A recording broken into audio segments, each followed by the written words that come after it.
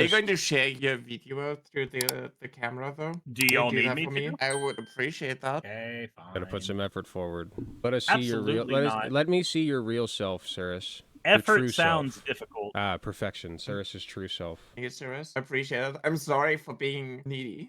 You should be. Am I high maintenance? I don't know. Probably. Aren't all leftist content creators high maintenance? We're all high maintenance. No. See, you misunderstand. You see, with leftist content creators, there are two types of people. There are the high maintenance people, and then there are the ones that don't bathe. They also play a lot of Magic the Gathering. So everybody's available this way now. I've got to actually put effort in. Heck, all of you. I'm so sorry for being a You've bad already made that joke.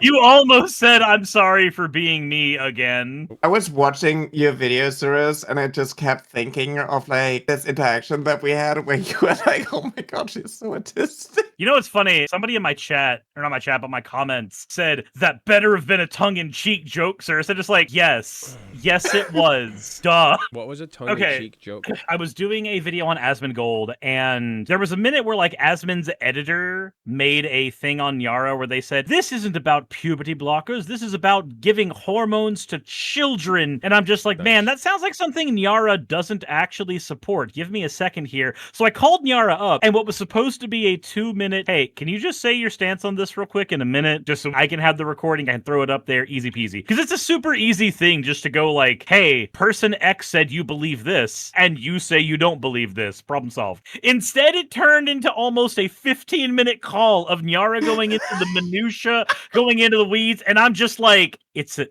easiest yes or no in the world. Do you want the kids to have their wee-wees chopped off? I know the answer is no. I just need you to say the words. That's literally all I need. Because that's what Asmon is saying you're saying. Right, so it's so pixely.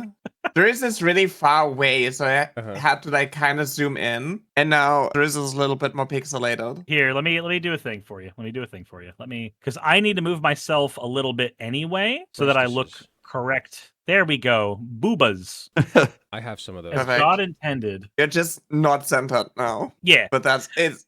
I'm always centered. Okay. So when I finished the recording for it, in the video, I left a part where I was like talking about the interaction real quick, and then just like looked down and just went, God, she's so autistic, and then moved on to the rest of the Asmongold bit. And that was the part where somebody in the chat was like, that better have been tongue-in-cheek, and just like, what you don't know is I said those words to her on the call. What you don't know is Nyara would completely endorse that. It reminds me of that one comic where the guy's talking about something that the girl doesn't care about, and she's like, God, he's so stupid. I want to fuck him so bad. Yeah, I love that one. That's kind of the experience I find a lot. As a person like getting into any kind of intimacy with straight men, that is the exact like that's the correct reaction. All right, as a straight man, I feel called out. Could you don't? Personally, I think we should corral all of the children into herds and just start injecting all kinds of hormones into them. I think that's good for them. I think, actually, hold on. I think you're on the right track here. I think from the ages of 6 months, or even 3 months, all the way to about 3 years old, I believe there should be a scheduled set of injections that children have to have. And I believe by them getting these set injections, we will actually increase this weird concept called herd immunity in society. This seems very on par for what you're doing, and I think this is very based in good. Now, obviously, I'm just talking about vaccines. That's a thing we do, but... Not anymore, we don't. Well, yeah, we used to. Haven't you heard? Now, Kennedy is trying to get rid of that shit. Yeah, Kennedy's joined the war on disease on the side of disease. Yeah. It's like the Avengers assembling, kinda, yeah. The Avengers assembling, but it's just fucking scarlet fever and measles. Yeah. Scarlet fever, tuberculosis. No, I was referring to this collab. Yep. Oh, yeah. Well, we're the Avengers because the kids are already dead. We're also a plague, so it's fine. Cat. This is Winry. How many cats do you have? I have 2 of them. Well, if you count the ones outside, there's 5 now, but we have 2 inside. Damn, crazy. Yeah, we take care of 3 of them outside. One of them just showed up. Her name's Connie, and she's a little cow pattern, and I need to get her fixed soon. Yeah, she just started letting us pet her. Baby. The baby. I need to get fixed soon, too. Oh, no. Ignore me uploading all of my Magic the Gathering videos while we're in this collab, because I was halfway through that part of my workday when this started. Cirrus, ignore me literally putting a card in a deck right now as we're doing this. Ooh, what deck? I'm making a Takazia deck. It is one of my many Brothers War decks. Okay. Oh no. Takasia. Okay, I've never heard her name pronounced with the Z sound. I've always heard it pronounced with I the have sound. the same problem with Titania, who everybody just kind of calls Titania. Yeah, I've always called her Titania. Most people have, and that's my own personal Hermione experience. Yeah, that's fair. That is entirely fair. I recently had to rebuild a couple decks that I had taken apart because there was a video. Uh-oh. Am I still streaming? Uh-oh.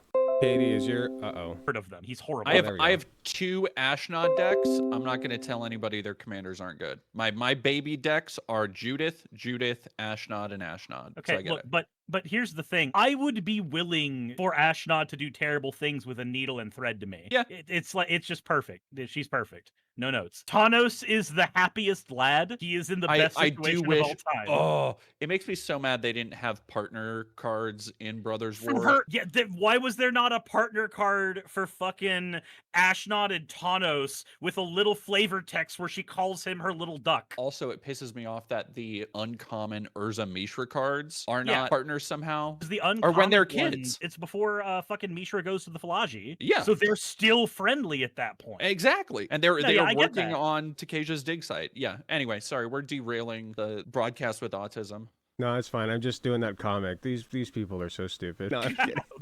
the other deck I just rebuilt was Shadowheart Bad Dragons. Oh yeah. Shadowheart's fun. You have Shadowheart with Acolyte of Bahamut. You let Acolyte of Bahamut spawn all of the like really bad Golgari dragons that are not designed well, so that you can just put them in the grave where they belong as a draw engine, and that is the deck. If I'm killing my own cards and making you watch, I'm winning. See, and that's what my mono black Ashnod basically does. Is it is just a bunch of like great cards, but it is objectively I wouldn't even say like a solid 2. The problem is that I've actually kind of been, as I've been thinking of pivoting the direction, not pivoting, but like expanding the direction of my channel and content, I'm thinking of doing more Magic stuff. And I think I kind of want to do a video on bracket 2s and 3s and the phenomena of nobody understanding what the difference between a 2 and 3 is, not just if they have a game changer. Yeah, it's also how fast their strategies operate. And like a couple days ago, I hadn't been, just because of the holidays and work and everything, I hadn't been to my local shop in over a week, and there were a bunch of new players there, which is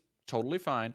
But they were like, yeah, no, it's a 2. I just built it. And we're talking like, turn 6. They're talking about, yeah, I'm going to get a second combat after this. I'm going to untap. I'm going to like grab 5 basics. And I'm like, I'm playing a theme deck over here, man. Like, you got to work with me. I did a video on the bracket system because I encountered that same problem too many times, where I built Nicol Bolas the Ravager as a bracket 1 all the way up to CDH deck. Hell yeah.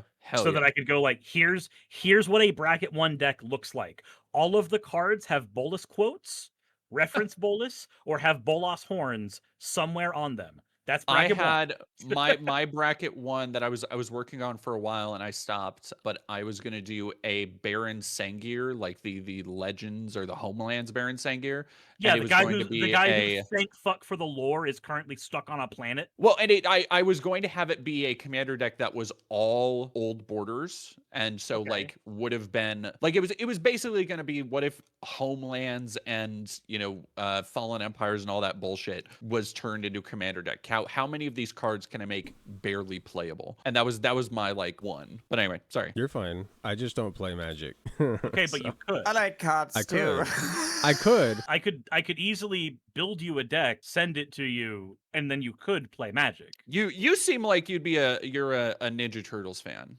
You Me? give me Ninja Turtle. Yeah. Good guess, but no. I'm mostly anime. Okay. I like I've been watching Attack on Titan finally. I was telling my chat since last stream I've gotten up to like season 2. I think episode 6 or 7 I just finished. It's very good. When you finish Attack on Titan, I want to talk with you about that show, because that is a fascinating show to dissect, both from the perspective of like what the author believes, and also how like what a that lot of fan that base, what that fan base ends up like believing as well. Also, my main thing is like there's season 2, so they're still in the walls in season 2, right? Yes. Okay, that I can't say what I was about to say because there is a phenomenon. They just reclassed with the Colossal and the Armored, so like I know about them. Yeah, that's not Okay. that is small potatoes. Okay, got it. That is a small potatoes thing. So the weird thing is a lot of the conflicts in Attack on Titan are actually pointless. A lot of them are like literally events that happen that when you get near the end of the show, you realize that there was no reason for them to have been there doing that thing in the first place. That is one of those conflicts where like everybody involved had no business fucking fighting each other at that point, but they are still. There's a thing that happened, not a thing that happens. There's a revelation later about how the walls themselves came to be, how the society existed, because you've already learned that it's an ethno-homogenous society, right? Like that's something that they point out really early on. Yeah, kind of. Like all of humanity is like within these walls, and there's not really like any. There's not racial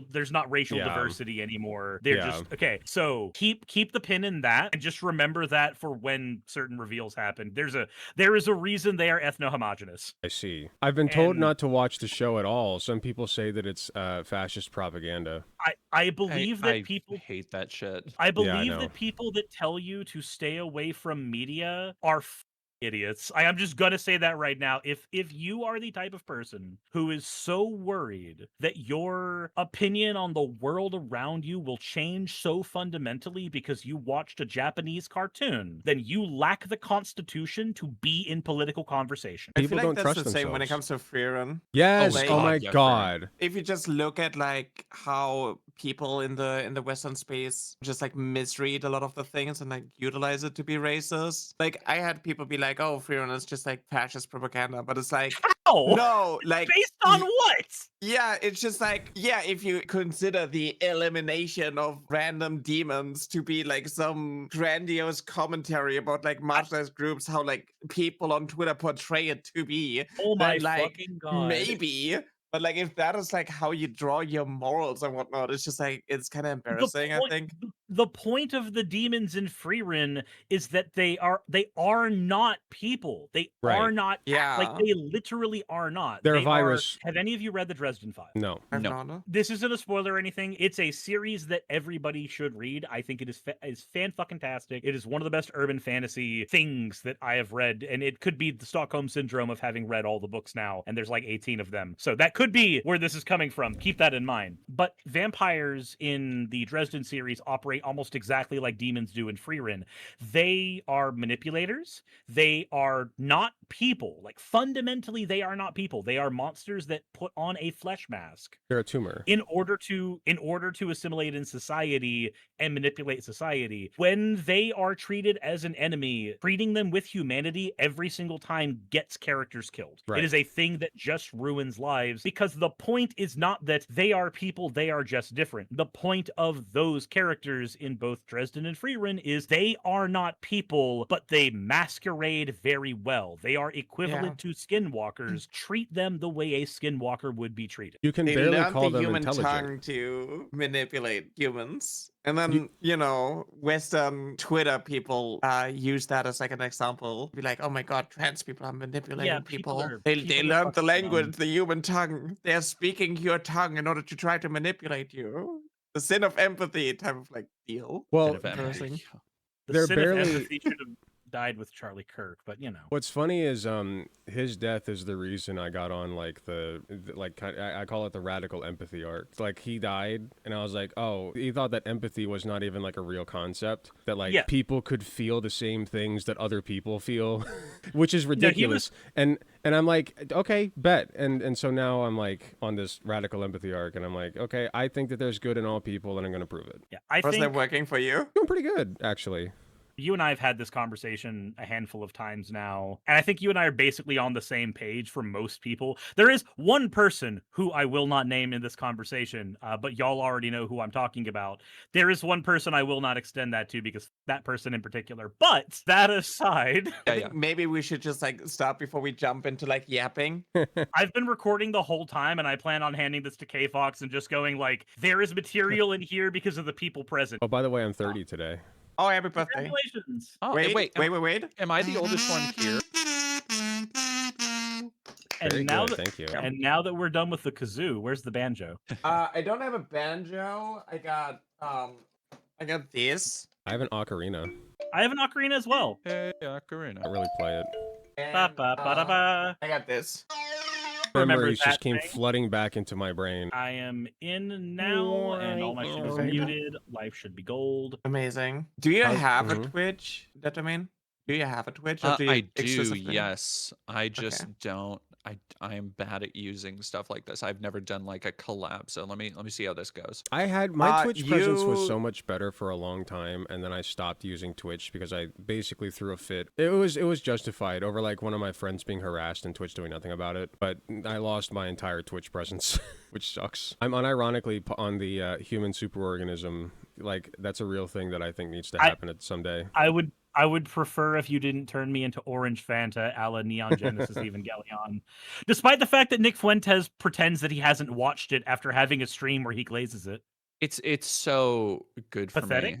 That too, but like watching, I was thinking like, okay, in a world where people believe in, you know, like punishments for people's actions, I cannot think of a better punishment for Nick Fuentes than being forced to live with just his wretched audience he's cultivated being so toxic and trapped in the role he's made for himself. Put them all in Especially one room. considering that, like, we know for a fact now that the person that he was at the beginning of this journey is a very different person, at least the person that he portrayed, because the persona he cultivated for himself seems to have become faker and faker and faker. Oh, most certainly. Yeah. I think that the splitting with Trump has it's because everything has to be so vitriolic and hateful coming from those little nerds, but I think it's also revealed to a larger contingent that, oh, they don't actually believe in anything but like being mean and cruel. Yeah. Like they are the same things that everybody fretted about SJWs being, where it's just like, oh, you're always going to find a thing to complain about. They are that, but just little online Nazis. And you know what the worst part about it is, or maybe even the best part about it, because it's worse, but like it's not happening to me, so it's happening to the best person it could happen to.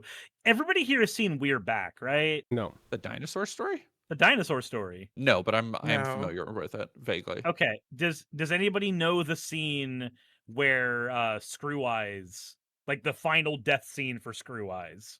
Nope. Well, You're spoilers. naming characters. You're already off my. Okay. Damn it! I have to do plot synopsis now for this to make sense.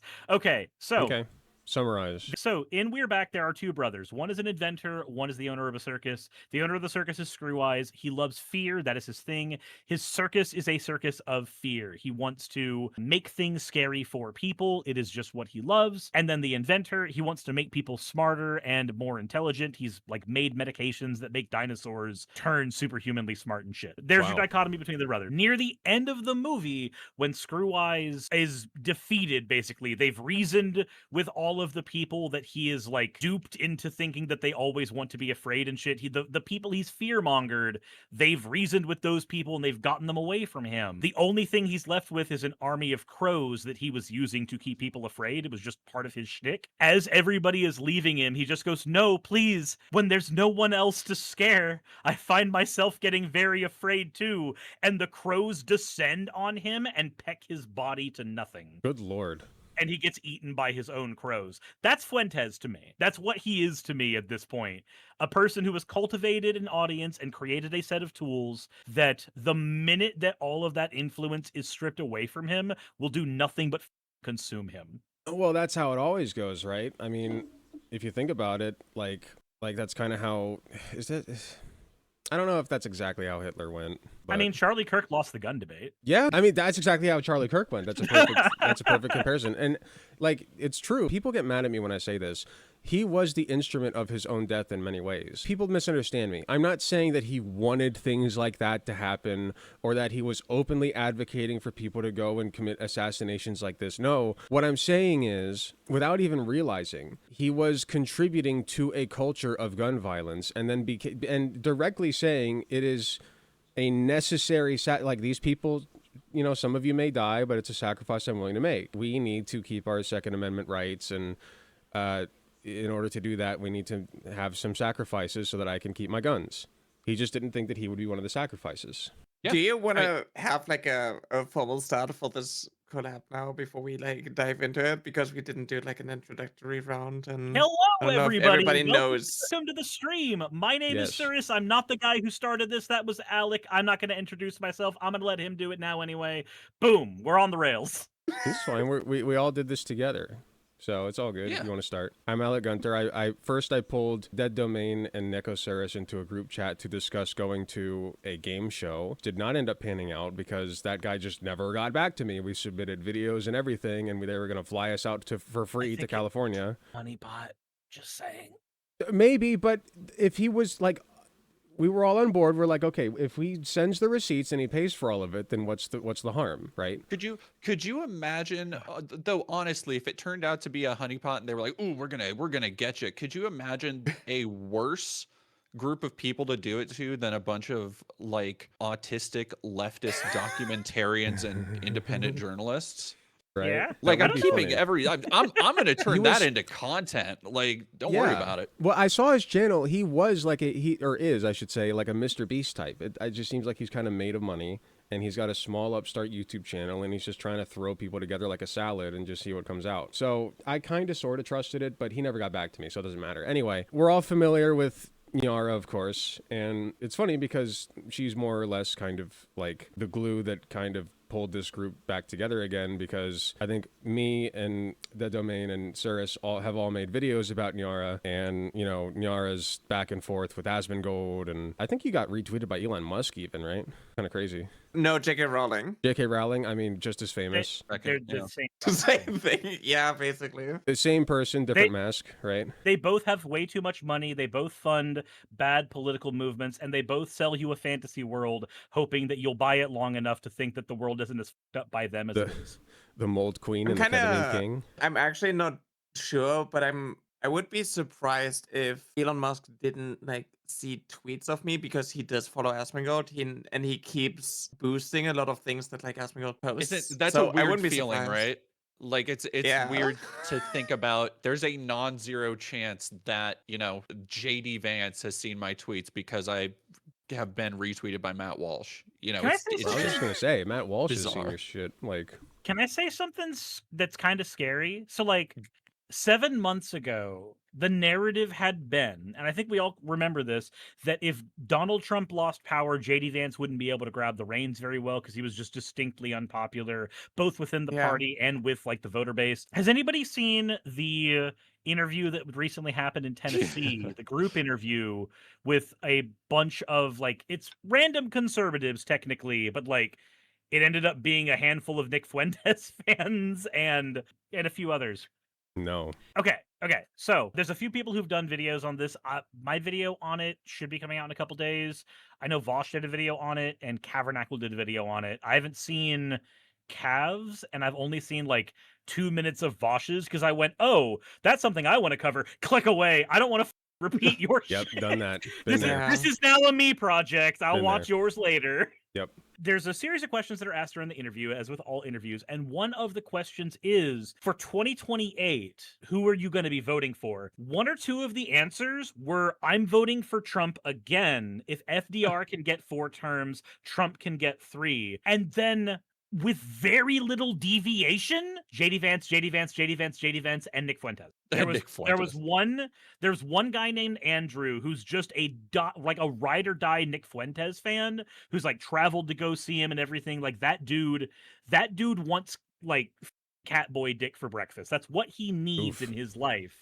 The other ones were all just like, yeah, JD Vance. We want JD Vance. And I was flabbergasted because, again, several months ago, the narrative had been that would not work. If you wrestled the presidency away from Trump and you left it with JD Vance, he would not be able to make the same kind of headway. I think Trump a lot of it is literally because, like, Charlie Kirk died, and he kind of went into like the spotlight with like Turning Point USA and became one of those like podcast bros. And it's also like on I could a see that. Christian nationalist kind of spree. Yeah, I could see that. I could definitely see that. That sounds like a reasonable way those events could be read, and I don't have a counter to that. It's like, I mean, he's also like openly shit talking his Indian wife, and I think maybe that's also why why these white supremacists are kind of like, oh, he's just as racist as we are. Mr. Malachite says, why the does our vice president have a podcast now? So this is a 10 to 15 year problem that has just come to the surface for a lot of people, but it's something that the left as a general group, and this includes Democrats for the purpose of this conversation. I know that like in terms of political Overton windows, the left and Democrats are not the same thing. Not my point here. But the American left has failed the media game, period. That is something that as a group we have failed. The closest we've gotten is Gavin Newsom's podcast, and that is not good. Like, it's not only is that not representative of like actual progressive left values, he's just a dud. Like, he's so smarmy. He wants to be that guy. He wants to be him so bad, and you can just smell it. That's the best we've got. Have y'all seen the Michael Knowles interview with the groiper who says that Gavin Newsom mogs? No, I have not. Oh, what? That is a combination of words that fascinate me and terrify me. Okay, so the kick streamer who ran over a dude, clavicular or whatever, Michael Knowles got him on a podcast to sit down and ask him, like it has the tenor. I haven't watched the whole thing yet, but it has very much the tenor of like a older conservative trying to guide this, young buck who's lost his way. Meanwhile, is this barely sapient mouth breather talking about mogging and looks maxing, and it's fun. It's a good time, I'll say. That's great. Looks maxing is a man. Do y'all remember when trans maxing went viral for like a day? No. How do I no, trans you guys. max? What is transmaxing? Exactly. Hello? Okay. What is transmaxing? And how do I do it? How do I do it? As a cis person, how do I transmax? So it is a thing from the incel community that basically said, hey, if you're failing so hard as a man, if you cannot get laid, if you cannot do these things, consider transmaxing. You will find bisexual women, and if you are bisexual yourself, your chances of finding a partner go up. If you're like a if you're like a useless NEET and you can't like do things for yourself, that's more socially acceptable for women to do. So transition to woman, transmax to make your life better. That's what the thing was. If that's what it takes to crack your egg, that's fine, in my opinion. I will say though, like as far as dating goes, you're going about it the wrong way. If you want to date a nice hot girl or whatever, or whoever you want to date, I'm not saying you can date specifically whoever you want, but you will have people flock to you if you are just like a dumb goofball who kind of goes with the flow. Like, it don't matter what you look like. It don't matter. Like obviously looking like you take care of yourself helps, but like really it's more about being confident, one, and two, being a little goofy with it. Don't take yourself too seriously. You're not a product you're trying to sell somebody. You're just a person. Just authenticity. Act like it. Yeah, authenticity. Just dismiss everything. If you're struggling finding a girlfriend, just become the girlfriend and date one of the homies. Yo, so I'm just gonna solved. I'm just gonna throw this. I'm just gonna throw this out there, and I think everybody will agree. Actually, I think the only person here who really has a lot of extended experience with card shops would be Dead Domain.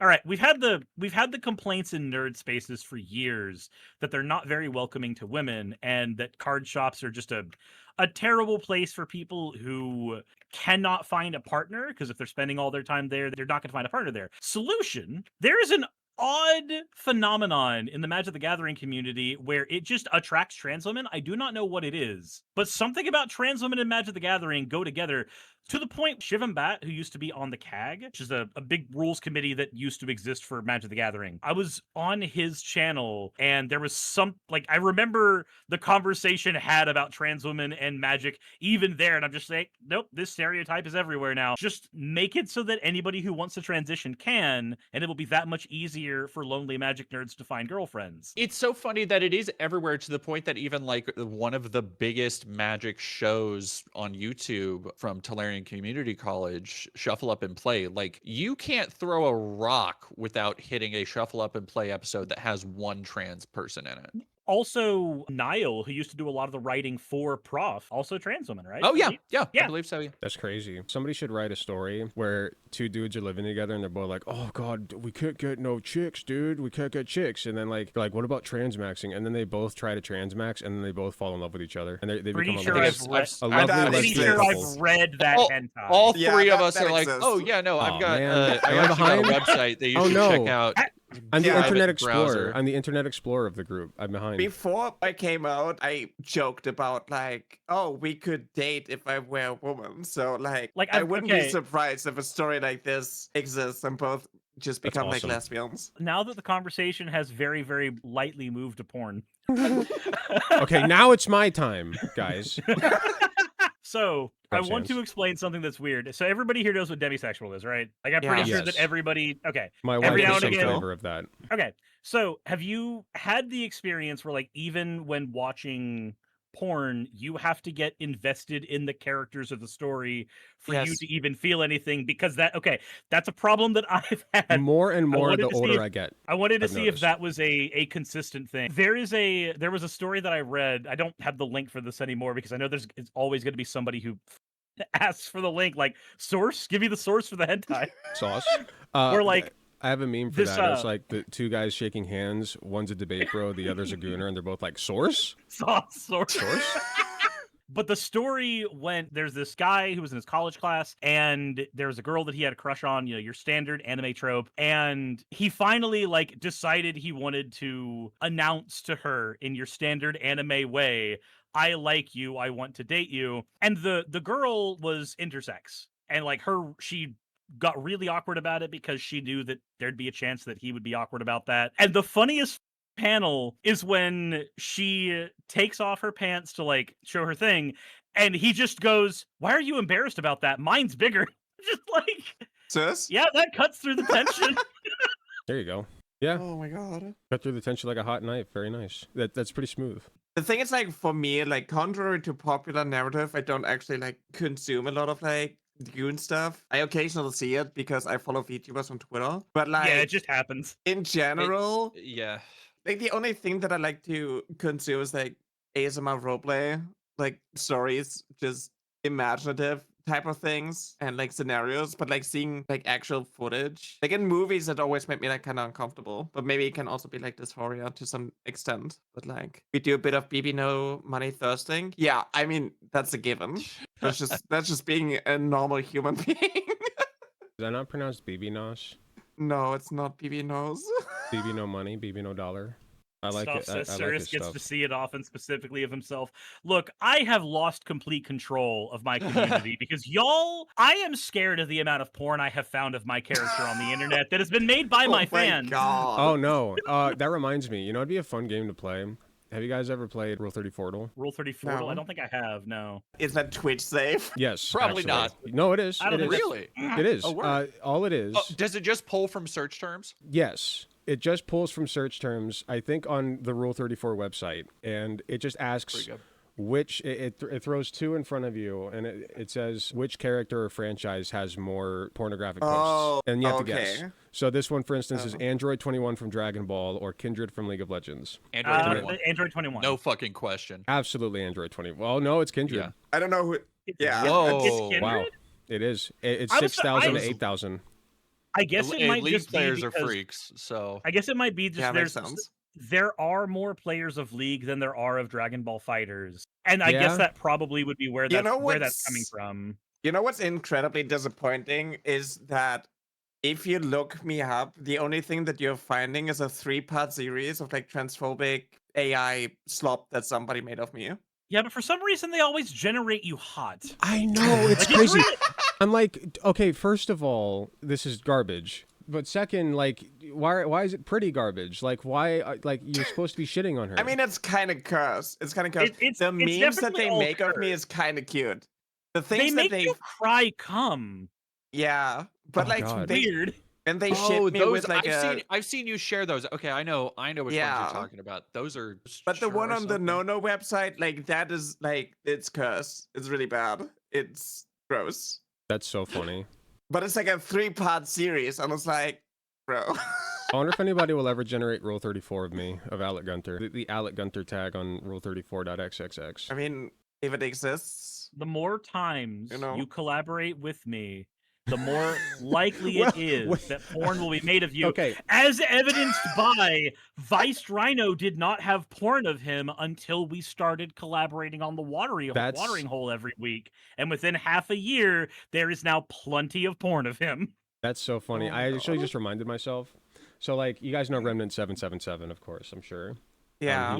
He like boosted by what's his fuck, a couple of people. But anyway, he and I are kind of like on this Did you say shaky was it- peace it treaty, I Tectone? guess. Tectone, that guy. Was it Tectone? Yeah, so we have like this shaky piece between us. We just had a debate, and like way back. So I had like, I don't want to get into it, but I had like this, I guess you could call it like an awakening of sorts. And I was like, oh my God, like radical empathy is the way forward. And I have to like go back and not necessarily be nice to people, but like, you know, treat them as though they are good people deep down and they have good goals in mind, even if they are in the end kind of shitty. So like I got on a call with Remnant 777 just to prove a point and be like, we're not buddies or anything. We're like, we still disagree on everything. It's just like, I see Remnant's I don't see his point. It's that I see the goodness inside of him. Like he's trying to be a good person. You know, that was my point. Oftentimes, with a lot of conservatives, they just kind of they come to the right conclusion about what a problem is, and then their solution blows dick. Yes, and my point, the reason I brought this up is because when I did that, people and I helped run this server called Platinum Politics, and the people in that server started saying, "So where's the Alec Gunter Remnant Yowie? When's it coming?" Oh my God. I got AI goon slop of me and Leaflet after the debate that we had. And it's also like some conservative grifter type of like VTuber. And it's just Yuri. I never get stuff with my friends. It's always like some weird enemies to lovers type of thing. Yeah, they're very obsessed with like it shouldn't surprise anybody that the kind of online dorks who would, you know, throw harassment and hate at leftists and whoever else are obsessed with everything being sexual. Oh, But yeah. it still does it strikes me as odd when they are putting together something that is meant to be like humiliating for you, but they're going through hours of AI generation and train. Like they're going through so much effort to create this sexual fantasy they had of something else and then be like, see, aren't you owned by this? And I'm like, do you ever just like stop along that road and think, damn, maybe I shouldn't? I'm just AI generating porn of a person I hate. Okay, what yeah, have I it's done like- with my yeah. life? There was a time. Okay, I'm going there to was a put you in time. your place. What's so type of thing. funny, you know, like those boomer comics, you know, like the ones that are like wife bad and shit. Yeah. Like there was a time when I thought that was like, as you know, I don't want to say degenerate. What was the word? Like as dumb as you get. You know what I mean? But at least they were doing art. At least they were drawing the shit. Like there was a time when you would vent your hatred and frustration for innocent people through an artistic medium, you know, and there was some soul put into it. You put a piece of yourself into that shit, and now it's just like you let the algorithm do it for you, and oh God. It really this crushes me. button? You know the button that Elon added to Twitter? This like edit image thing to make it like as easy as possible to harass people. Yeah, God, yeah. It's so messed up. It's so That's crazy. I great. think that like most of the usage when it comes to like AI and it's like consumer market is literally just to harass people. It's insane. Yep. It's Yeah, I mean it's got to be being used almost I don't want to say exclusively, but I have to imagine an overwhelming amount of it is porn and shit like that, especially with however many like apps are constantly being advertised. Like you can't go on to which is, you know, sick in its own dystopian way, but you can't go onto a dating app without getting advertised this AI companion will do whatever you want, and like I'll do whatever you want me to do. Okay. Yeah, and it's just like a Yeah. completely a very dark portent for where everything is that we have these algorithmically placed ads that are advertising completely frictionless, soulless facsimile of human connection while people are still searching for that genuine human connection. And it's just like, damn. I talked about like people like transphobes using AI to show how they can always tell And I was like, oh, Yeah. I used AI to remove the makeup and filters of this trans woman. See, you're a man, because it's like replacing the entire face and you have like a full-on beard and whatnot. And it's like, you have to alter the image. Oh, that's make it, one of my favorites is when like, it's crazy. they go by the most those transphobic like standards that they hold as, you know, so important. And so they'll make AI images or whatever, but it'll be like you said, like full beard, when I've literally never been able to grow facial hair. And it's just like, I don't know who you're generating today. Yeah, like Yeah. keep going, I guess. It's like This is how you look. Yeah, it doesn't affect me like at all. It's completely toothless. It's like in a you can lot of do ways. that with cis women too. You can take a cis woman and just Oh, slap yeah. a beard on her, and she looks like a dude now. It shows how many of these people actually don't talk to cis women in general. Because guess what? If you've ever been with a woman with PCOS, guess what? She has facial hair. She shaves it off, but the hormonal imbalance that comes from the PCOS usually makes women have facial hair in some way, shape, or form. And it's, for a lot of women, I've seen it. It's a very agitating, embarrassing thing for them. But if you've dated women with PCOS, you would know it's a thing. So when you're just like, aha, like, what was it? Freaking, I can't remember his actual name, but he goes by Still Gray on. Oh, Ian Miles Chong. Yeah, Ian Miles Chong. Oh, yeah. I remember him having this whole like meltdown thread about real women don't have to shave their face. I'm just like, yeah, they do. Also, not just PCOS, like a lot of Hispanic women do too. What are you talking about? In general, facial hair is actually like a thing. It's just basically being like, you should be embarrassed and like ashamed of yourself if there's like a slight hair on your, like, women aren't supposed to shave. It's also like the same when it comes to body hair in general. Like when you look at advertisements of like razors, you see that like, you know, the woman's legs are already like clean and whatnot, because the idea of a woman shaving off already is, it's considered a faux pas. Yeah, that's like a social stigma when it comes to like body hair and how dare you not present yourself to me as a naked mole rat? How dare you? Thought you were feminine. Oh, sorry. I thought you were a real woman. Yeah, a real woman would be attached to Raw Unstoppable forever. Yeah, exactly. That's why Kim got with him. You need to peel off the outer layer of epidermis to make sure that the hairs don't grow anymore. That's the only way to be a real woman. You gotta like, there's actually surgery. You can get like laser surgery, right, and like seal off the hair follicles or something. You can remove your hair through electroablation. How it works is like a needle is being inserted into like the hair follicle and the root is basically being burned off because of like electricity. They have to go like one by one into like the root. How laser works, it goes through the melatonin to like try to do the same, but it doesn't really work depending on like your hair. Like I had laser for a really long time. It's also not permanent, even if it's like labeled permanent. If you have a dark complexion, the laser removals just simply won't work. So like Hispanic trans women, Native American trans women, if they've got a certain amount of melanin in the skin, then the laser removal, the light is quite literally being absorbed by the skin and not going down into the follicle, because it's a thing that me and Saki have had to look into, because she's Japanese, but because she's Native American, there's also enough melanin in her skin that it can cause laser removal to just not fucking take. For me, it just made my hair like reddish and blonde. I've been doing electrolysis I actually had an electrolysis appointment today, and I can speak to it can be quite effective, and there are like noticeable differences. I'm glad it's working out for you. It can be very procrastinating with doing it. I wanted to do it too, but because it's just like it's such a slow process, and you have to go patch by patch and like multiple times over like similar spots.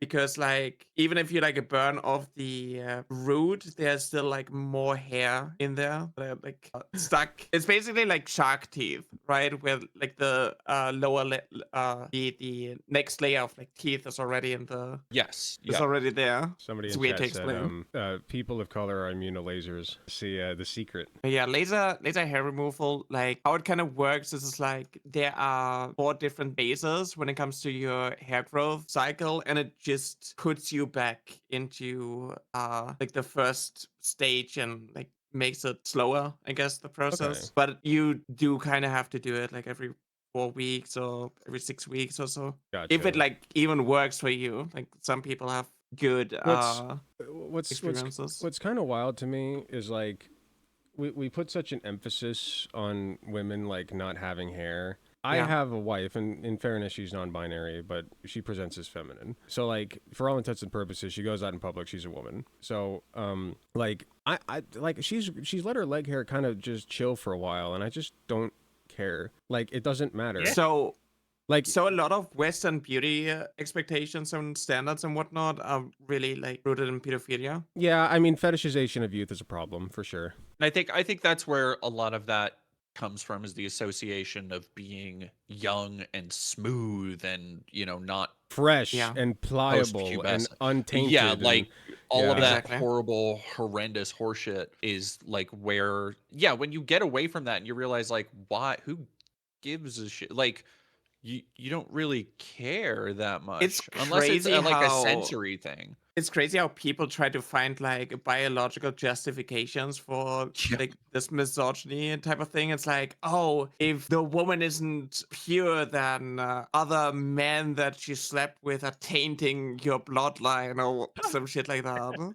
Forever. Like, exactly. oh, okay, cool. So you're gonna make Wouldn't that- a genetic but super baby I was that's just immune gonna to all say, like, diseases? That'd be like the Ubermensch, right? Like that's how you Yeah, get like Superman. that would be a person Oh that's my just God. like, I've got the immunity to all of the things ever. You're 'cause I've basically- gained the best thing from every fucking human You're- phenotype. You're basically doing the Hunter x Hunter chimera ant thing, where like you get all the DNA from all these people, and then you like create Meruem, and you have the Ant King, and he's like God. Congratulations, you've made Cell from Dragon Ball Z. Yeah, perfect cell.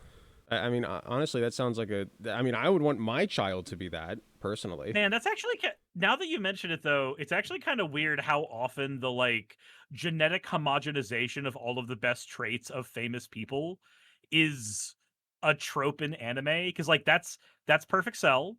That's I haven't seen Hunter x Hunter, but the character you named, Meruem, and that's yeah. also fucking why can I not remember Todoroki in My Hero Academia? Yes, Fire and Ice Boy. That was Yeah. That was the same thing for him too. It's just like, I need to find the perfect ice Well- woman to put my perfect fire dick in, so I can make the perfect cool hot superhero. Well, and to segue back into what I Oh was my saying God. about the human superorganism, I've been listening to a lot of Alan Watts. I don't know if you guys have heard of him or listened to Yeah. him. But like, if we look He's at each chill. other all as like, he was chill. oh, he's so cool. I love him. He Yeah. was way ahead of his time. Like, he talked about how like gender is a social construct, and he said, if we were smart as a society, I wouldn't be standing here wearing pants. I'd be in a skirt. But here I am in pants because that's like the social norm. Anyway, I've been listening to him, and he studied like Zen Buddhism and all this stuff. He talks about ego death and like how you are just an extension of the universe, and the universe is you putting on a mask. You know, it's like really trippy stuff. But like, I kind of extend this into, we are all extensions of each other, and that's what I am kind of trying to get at people, is like, you don't need to like do that thing with Todoroki where like you literally mix people with fire and ice to get a fire ice boy. Like, you just take somebody who has fire power, take somebody who has ice power, and make them a team, and then now you basically and then just have them as a team where one Yes. can cool the other off. Perfect. Yes, that's how, and so like, you know, in anime terms, I guess that's like how I'm trying to get people to view each other now, is like, we are all extensions of each other. And I mean, I've tried to do a handful of videos where I've just argued against atomization, because that's kind of where a lot of our problems come from, is that we are, and COVID did not help with this at all, but a lot of us are isolated and atomized from one another, and especially here in the States, we do not view ourselves as a collection of people. We view ourselves as individuals with individual motivations, and a lot of our motivations, like if you pile them together, they all just kind of come down to, we don't want to be fucked with and we want to be happy. And you can work towards that way better as a group than as a single person. who's Anthony Gramuglia? He's in my chat right now, and he's got a lot of subscribers. Oh, Hello, sir. Anthony does video essay stuff. Hi there. Welcome in. Sorry, it just distracted me. But yeah, Distracted by big numbers. yeah, I was like, well, I saw like the gray outline around his name. I'm like, oh, this is an important person. Troubled Valid, Tinfoil Hatter says valid. using animes to argue against racism sounds dystopian. I don't think it does, because as human beings, we internalize a lot of media, and whenever we do any type of like viewing of other things, whenever we make a judgment call on anything, we're always comparing the thing we're judging to what we've experienced before.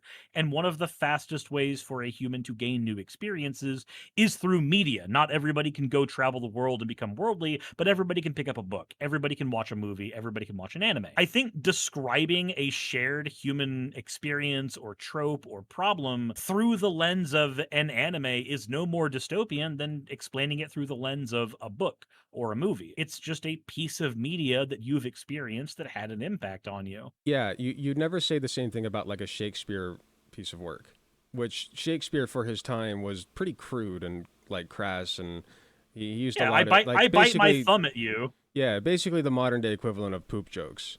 Like, but we're fine using him because it's way back when and it sounds fancy. I actually really like the discussion around One Piece lately. People are talking a lot about like the politics in One Piece, and it's really good in my opinion. Yeah, so Yeah, it would be very politics good in if we One just did- Piece? I know, it's so weird. My pirate anti-corporation anime. This is my anime about funny pirate stretchy kid. Why are you talking about politics? That's not in the anime. No, it's not What's about that? communism. No. What is a It's not a government? single What is the pronoun in world there. government? What is the celestial dragon? I don't know these things. What is the best drawn punch in any animation? Punch the color off the screen for me, please. Two best punches. Side- I think first is against St. Charlos. Second is the one against St. Saturn. Such a good moment. I haven't seen the one against Saint Saturn. So Saki and I, because One Piece is as long as it is, what I want to do is just go through the whole thing and be caught up. That's what I want to do. Saki does not have the same stamina for that, so we've been bouncing to other animes. In like every time we finish a season, we bounce to another anime and then come back after a couple animes That's fair. that are like 12 episodes each and then come back. It's not how I want to do it, but I understand why she wants to do it that way. Katie and I have powered through, and we're now both caught up on the manga. Okay. How many seasons does it have now? Literally, season 1's about to end at episode 1155. Yeah, That's not a joke. That's not a joke. That is real. The how many seasons show has doesn't mean anything. How many episodes it has does, though. Arcs. They Yeah. go by Well arcs. over 1,000. Arcs. So if you want to talk arcs, Yeah, I there's like thought 40 it or had so. like different. I thought it had like different seasons still. Like I knew that it has a ridiculous amount of like episodes, but I has didn't know it arcs. was just one season. Literally, like It it has is. arcs and it has seasons. Yeah, it is quite literally technically one season up till now. Like they're just Yeah, now because taking it was their first season crazy. break. It's not a seasonal anime, it's a weekly Yeah. anime. Yeah. And as a weekly anime, it does not have traditional seasons. It just has a release schedule. In fact, it just took its very first break this year, which is crazy. They took a Okay. 4-month Yeah, gap. the break shortly after Gear 5. Was that this year that they animated Gear 5? Was that really this year? I thought it was last year. Very good question. I do not remember. Oh no, time's going too fast. We're about So to. much has happened Before we this know year. it, we'll figure out what the One Piece is, and we'll all be like, "What the fuck?" It was the friends we made you along reached the way. 30 now, right? You reached 30 now. Okay, so Gear now you 5 go was by last year. decades, actually. The important person in chat Every- said Gear 5 was last year, and I believe him because he has 100,000 subscribers. Every 10 years, the timeline speeds up by 50% for you. So you've reached your first milestone, or you've reached your second milestone. So things about to get way quicker for you. Oh yeah, we're going speed running this bitch. We're speed running straight to the grave from here. To be fair, like 2025 went by like rather quickly. It did. Yeah, Not gonna lie. I look back in the last year and I've been like, holy shit, I I'll can't be right believe back. that was only a year ago. I think it's Yeah. just because this is the problem with the Trump administration in general, right? Is that it feels like so much garbage happens so fast. Yeah. And to be It's fair, like nonstop. It's all the time. And to be fair, like that is by design because Steve Bannon literally said that this is the strategy that will be a winning strategy for a Trump regime is to flood the media with so much stuff that nobody can focus on anything.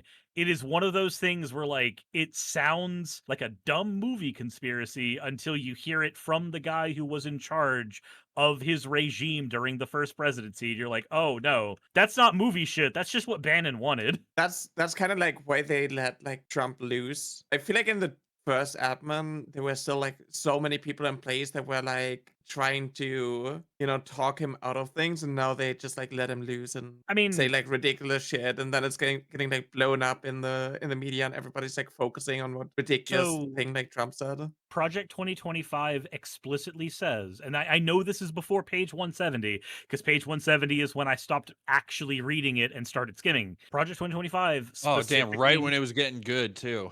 Yeah, fucking. I tried to do a series where I went through I read through all of it, and It's a lot. I got It's a 200. lot. I got almost 200 pages in and just went, I can't do this. This sucks. One of the main things in Project 2025 was replacing experts in areas of government with Trump loyalists. Now, granted, because it's from the Heritage Foundation, which is a super PAC, they could not say Trump, because that is one of the rules of the Political Action Committee in America, is you have to endorse the party, not the person. But the point was to eliminate experts in fields, replace them with loyalists that will be yes men for Trump. So that's not just a theory, Nyara. You're spot on, because that's what the Heritage Foundation argued should happen. Yeah. It's just It's scary. It's wild to me. Like 2025, like even when I just like look into like the microcosm of like me as like a content creator of like what happened this year. Like at the start of the year, like even just Twitter, I had like 6,000 followers. The year before that, I had 300 followers. Yep, Like you blew up. It has been a big year for you. Yeah, it's been kind of wild for me. What's wild is that, like, your trajectory has very much been I was created by my enemies yeah. style of one. Yeah. Like it was is true. literally Asmongold and Tectone getting pissed at you and then just like blowing up your channel, and now suddenly you're here. They are directly responsible for any fame that you gain, because The yin they and the lit yang. the match, and they don't want that match lit, obviously, but they did it anyway. The dumbasses. If you think about it, Yeah. we as leftist content creators depend upon conservatives pumping out dumb shit to react to and like debate with that. Like that's how we do our thing, is because they exist. And then they do the same thing because we exist. In a weird way, we're kind of codependent on each other if you think about it. Like I wouldn't know about Dead Domain. Granted, I probably would have learned later on, but like my first interaction with you, Dead Domain, was because you did the infiltration of the NIFB. Yep. And I had done previously a whole like year or two stint of covering the NIFB, their actions, Anderson getting banned from multiple countries, like all of that shit was stuff that I focused on for a significant chunk of my life. So like hearing that you did the infiltration, that was how I learned you existed. Period. And that was the video that like one of the videos that kind of blew up my channel. I kind of hit a second bump around when I did a similar thing with CPAC, and I released a 2-parter for that. And then, some of the other the annoying thing of kind of spreading myself so thin over so many different subjects is that I never can tell always what will blow up, because I've done, these intensely detailed deep dives and investigative pieces and documentaries, and some of them will blow up. Some of them I'll put just as much effort into, and they will do nothing and get limited ads and all this stuff. And then likewise, sometimes I will do like a movie review that will just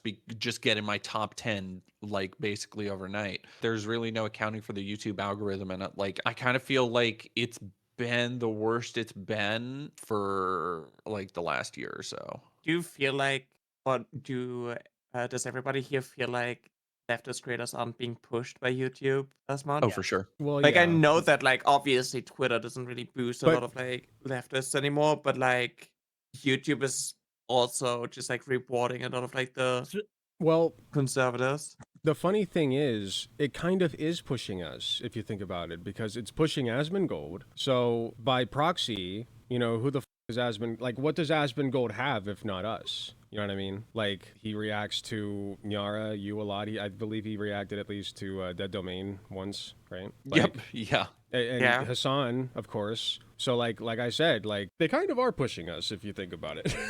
Yeah, but it's more of like an indirect thing that like people know of me, but they don't watch me in particular in that. Yeah, That They- makes it's sense. yeah, Oh. because like by necessity, they end up getting our names out there anyway, even if it's just for people to Yeah. shit on us. I think that's funny. It's I think ironic. it's wild how things happen because like I used to just yap about me being trans and whatnot. Like I had my set on TikTok and I had like a lot of like horny type of TikToks and content and whatnot. And then I got like a little bit more vocal and started uploading long form videos, like uploading actual segments. It all kind of started at last year with Rev Says Dezu coming after me, starting like drama with me, being like, oh my god, these trans creators that are like going full mask off because I acknowledge the existence of like trans kids or whatnot. And at the start of the year in January, I made like a thumbnail that was like very like on the nose and being about like the oh, leave kids alone, and then my model being like no, because the video was like about No. how I was a trans kid and Nope.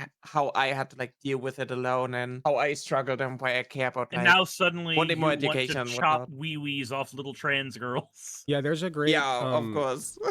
So I actually asked somebody, not anybody specific, I just put this idea out there and somebody actually drew it. Let me see if I can find it real quick. It's like a good visual representation of what people are saying when they say to leave the kids alone. And it's basically like, there's a child hanging off the edge of a cliff and we're trying to help them. Here it is.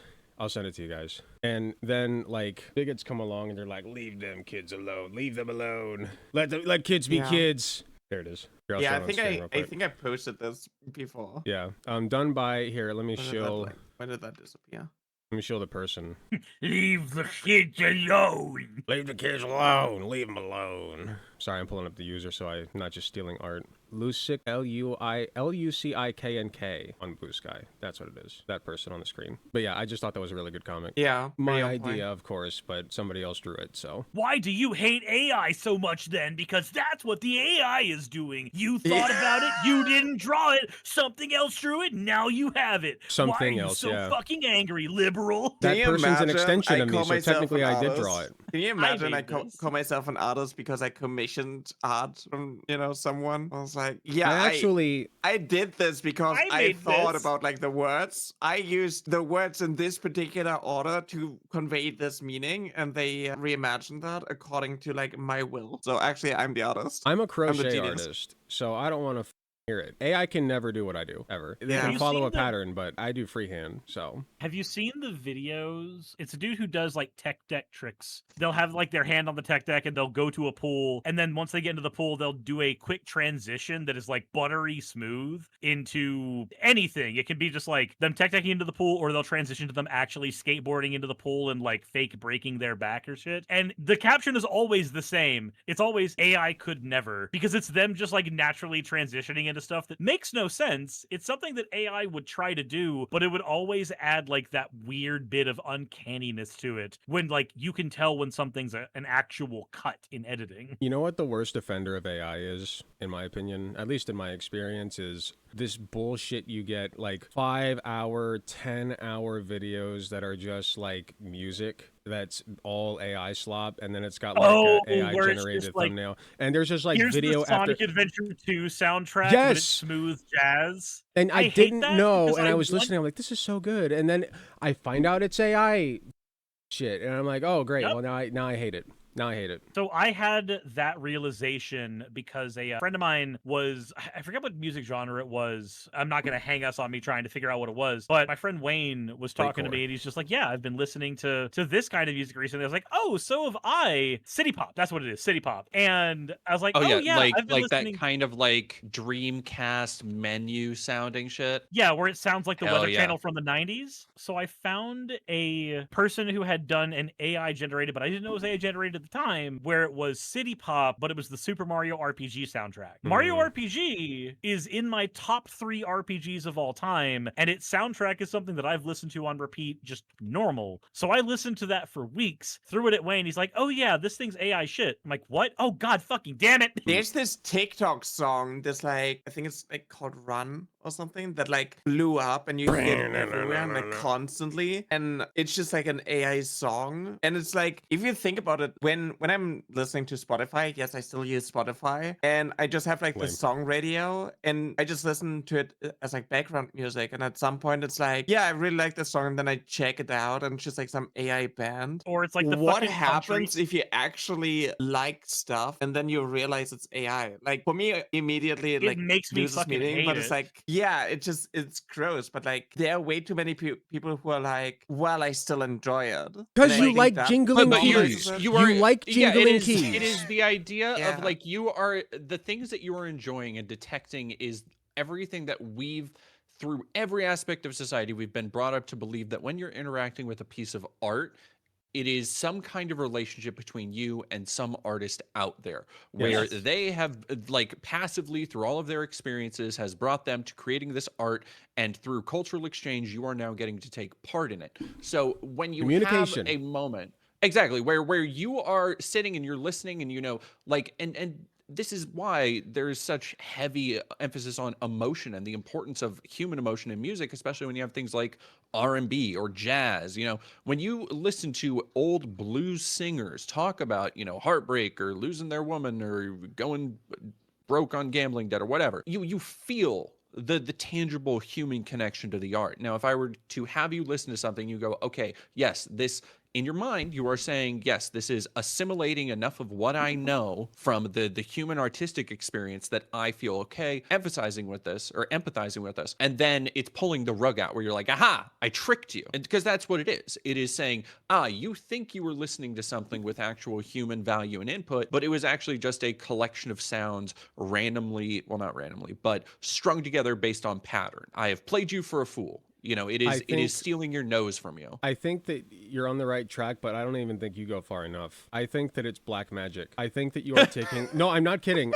You think I'm kidding. You are taking the soul fragments of dead people and alive people, and you are mashing them up into a fine paste. And then you are... You ever seen the SpongeBob Great Krabby Patty machine that churns out Krabby Patties and spray? That's what you're doing. Yeah. You're grinding it up into a fine paste and spitting out some bullshit that looks like something they would make, but they're like, it's not from them, and sometimes they're dead. Or that the thing that was just necromancy. going around about the old lady who has dementia, and so they gave her an AI picture of her with Ozzy Osbourne because she was a big Osbourne fan, and it's like that is it's just gaslighting people. Exactly. It's so fucked up. It's insane. It is human transmutation from Full Metal Alchemist. You are doing human transmutation when you do AI generative bullshit, and that's why I'm not even kidding. This is why people are driven to suicide by chatbots. You are doing black magic. It is forbidden arts. You shouldn't do it. There's and I think there's why AI psychosis is a thing now. Yes. Oh yeah. Well, I've been working for the last, because I put out a big video and I want to make more videos like it on nostalgia this last summer, and it's kind of part of what I plan to be like a trilogy on these more philosophical topics that affect our culture. And the next one I've been writing for a while is on AI, just the broad idea, not the broad idea, but like how it is affecting us and how it's just terrible for everything. And the real problem is that more and more shit just keeps coming out about it. You can't go a week, you can't go 2 weeks without some major story dropping about how, oh, this company is covering up how chatbots are making middle schoolers off themselves. And like, it's just the most heinous shit, and there's no oversight and no seeming end to it. But the kind of, I guess, the no central regulations. It's crazy. Yeah, and the central thesis of the script I've been working towards is that like it's actually kind of everything we're seeing here is kind of inevitability of the culture and society we've created and has been allowed to create through consolidation of capital. Where I think back to what we were just talking about, the idea of giving a dementia patient essentially a fake memory. And it's this idea that is like, what better distillation is there of the American, I believe something in front of me, therefore it's real mindset? Isn't that like what Joe Rogan said one time? No, where he was it's like he genuinely believed something, and then guest was like, "Oh no, that's AI," and he was like, "No, it's real because I want to believe that it's real." It's like they generate their delusions, and how like right wingers used to, like with transphobia and whatnot, they do it all the time where they bring up like old cases and like repackage it as like something new, or like I don't know, some random videos are being like taken out of context from like a decade ago and then like repackaged as like, oh my god, the Muslims are targeting Christmas by climbing a tree or some Oh, shit, right? oh, Like you constantly see this, and now they do it with like AI stuff. Metatron straight up fell for, it was so funny. I was reacting to Metatron, and he fell for an AI generated picture of like a bunch of Muslims like praying to Mecca in the street. And there's like cars with like 6 wheels, and like some people don't have heads. And I'm like, brother, it took me 5 seconds to realize this is AI. What are you doing? Yeah, but like it's so funny. There is a very real phenomena of it's the world they want it to be true. Yeah. Here is a picture of it, therefore this is to them it's some like kind of reality. The overweight blue-haired liberal setting the Tesla on fire type of thing. They're all of the pictures they have, like they're still doing the same like SJW caricature stereotypes from 10 years ago, but yeah, it's never actually existed, so they all have to be AI generated. It's so funny. Yep. Yeah. I mean, somebody was comparing it to, where is it? Shiro Para. AI is like the magic mirror in Harry Potter, where people get mad if they look into it too long because it shows their deepest wishes. They also say sorry for citing J.K. Rowling, but J.K. Rowling did have like some artistic. I mean, there's a reason Harry Potter blew up. So apt comparison, in my opinion. My biggest struggle with Harry Potter is that it is J.K. Rowling sucks. Yes, but the extension of that is that it is one of the foundational pieces of media that I grew up with. Same. It was one of the book series that like taught me to love reading. I liked reading before, but it was one of the first I feel times... like we're all in a similar like age quadrant for same here. We're like it felt the phenomenon of seeing a piece of media grow up with me was what I got from Harry Potter. And it was to the point where when I played Pokemon Black and White, seeing that a more adult story had been put in a Pokemon game, I got that similar feeling of like, this is something growing up with me. I like this. And I think I like that idea because of stuff like Harry Potter. And I know that there's all kinds of like arguments about, oh, it's derivative. Oh, she's actually arguing for terrible things here, there, and everywhere in Harry Potter. And I agree with many of them, but I still can't make myself hate what that story is. I still can't make myself hate that to the point where I still feel like every once in a while, I want to go back and watch the movies. I want to go back and read the books. But it's becoming harder for me too, because I used to be able to delineate between that,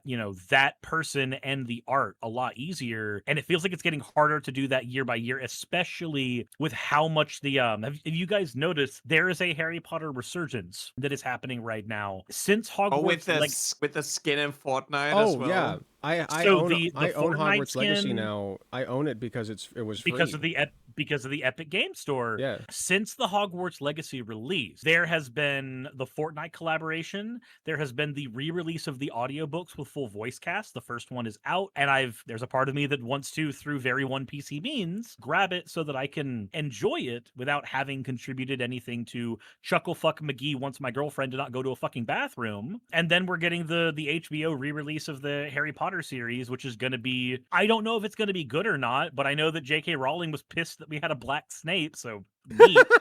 Like, I remember just seeing the fact that there is funny. we're in the Phantom Menace era of Harry Potter, because this is what happened with Star Wars, where there was like a 10-year lull, and then the Phantom Menace was announced as like, this thing is in production, we're gonna have a new wave of Star Wars fans. This is the era that Harry Potter is in right now, is its Phantom Menace era. I'm concerned, I'm interested, but I really don't want more dollars going to that bitch. Okay, people were upset about... She made like Go ahead. She made like $1 billion like fund for a lot of like legislation in the UK. And people are always like outside of the UK, they're like looking at what is happening, and it's like, oh, it's just transphobia. Oh yeah, trans women are considered biological male, and like the media needs to like explicitly refer to trans women as biological males and whatnot. And they don't see how cis women are negatively impacted by the rise in transphobia. And they always think that it's like, if we are talking about like trans women's issues and that's like women's rights and whatnot, they're like, oh, you're just like a separate thing, and they can't connect like the dots with like what is like happening in the world and how a lot of like transphobia is used in order to push against women's rights and like equality and whatnot, and like reinforce a lot of patriarchal stuff. And it sucks so much to basically be like the canary in the coal mine to like scream about what is actually happening in the world and how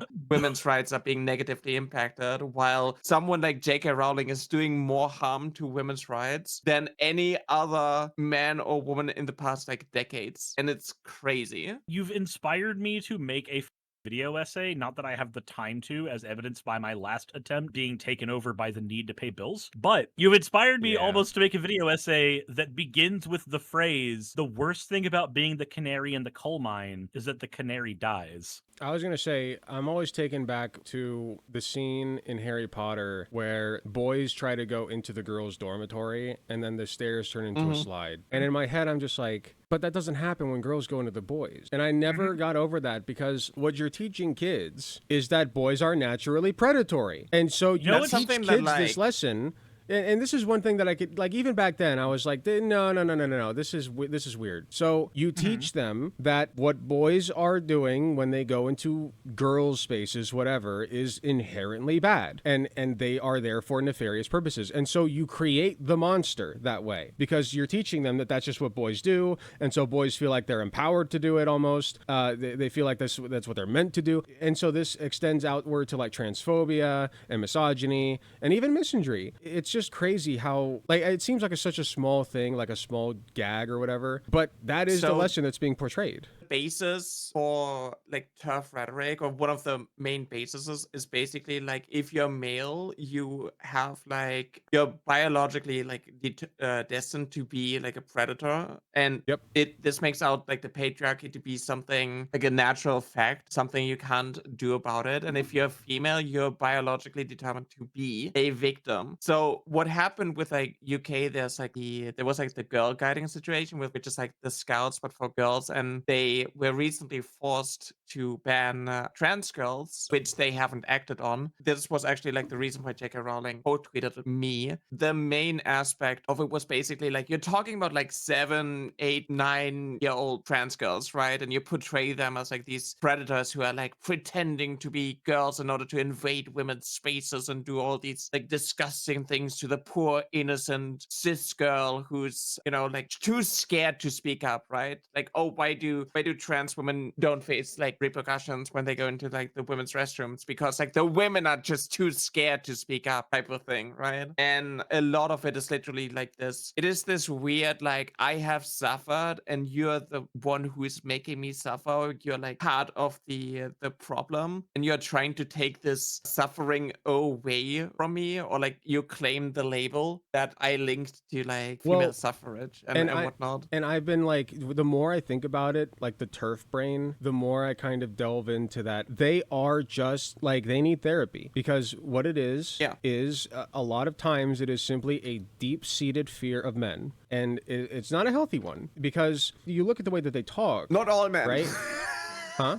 Yeah, no, not all men. The men, right? The men and they'll try to turn it around on us. They're fine, right? And they'll try to turn it around on us and be like, "Well, what are you arguing that like that women don't deserve access to safe spaces away from men?"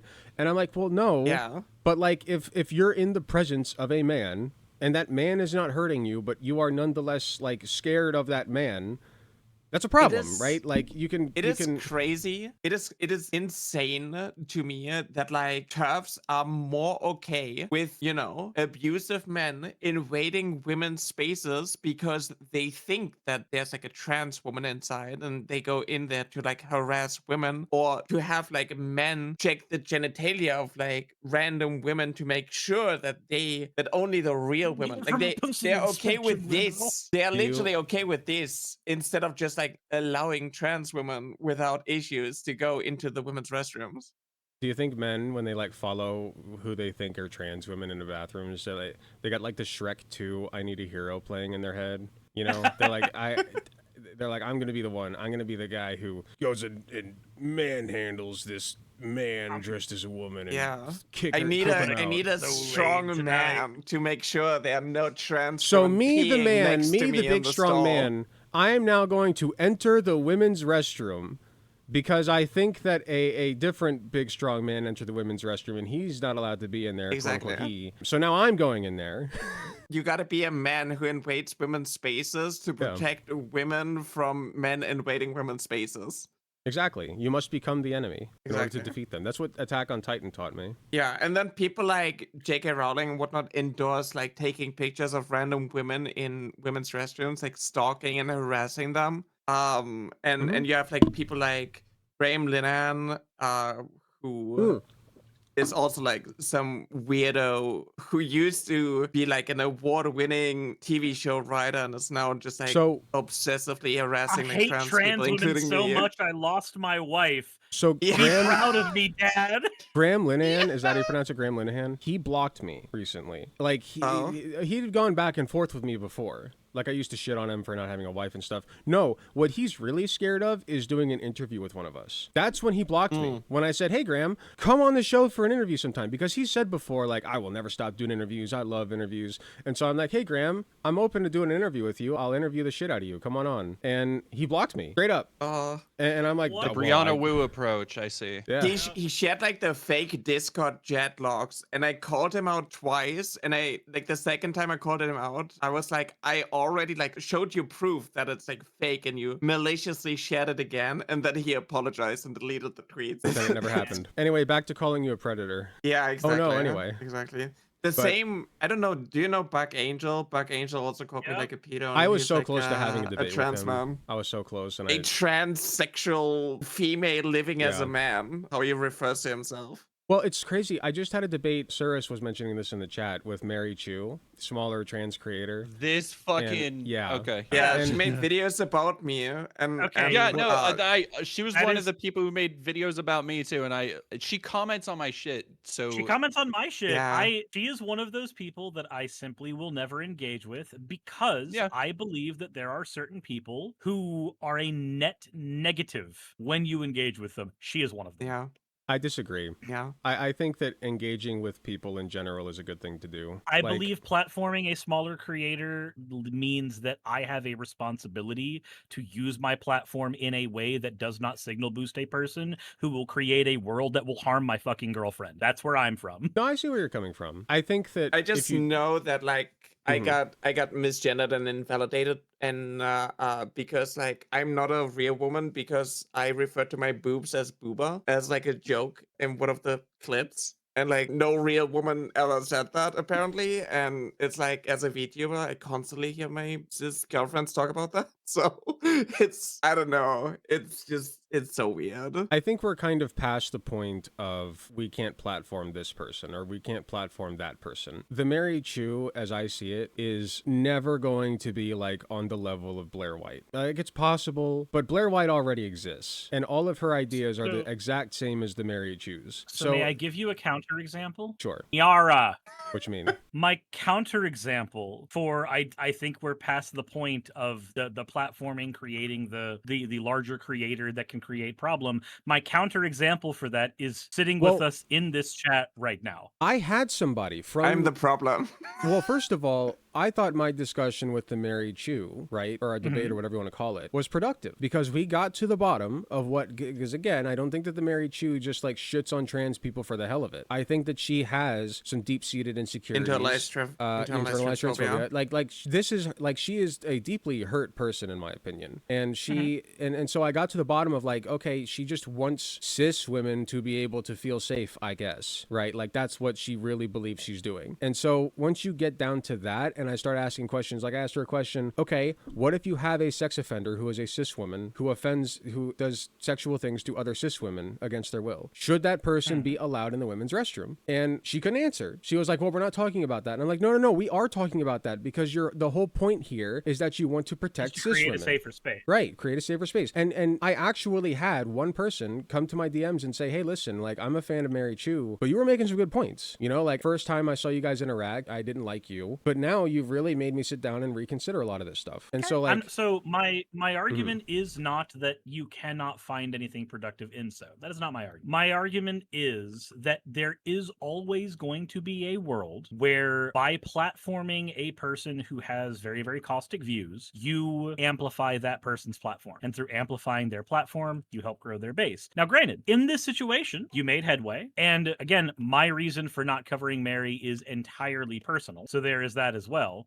My simple argument is that to say that we are past the point of responsible platforming is to ignore the actual evidence of platforming changing the opinion on people in general. Because JD Vance going on Turning Point USA directly changes the way that people view him in conservative spaces, because he was also a joke in conservative spaces, and then suddenly he was TP USA's big boy. I think there's nuance there, obviously. There's not the do not bring person on show because you can end up causing that person to get more famous. Like, obviously there's nuance. But yeah. I think that trying to say that we are past the world of responsible platforming, I think that's... I wasn't trying to say like, for me personally, it's just like I address a lot of like why a lot of trans people with internalized transphobia have issues with me. I kind of like, I address the points in general and like the issues, but I don't see anything gained from like reacting to a video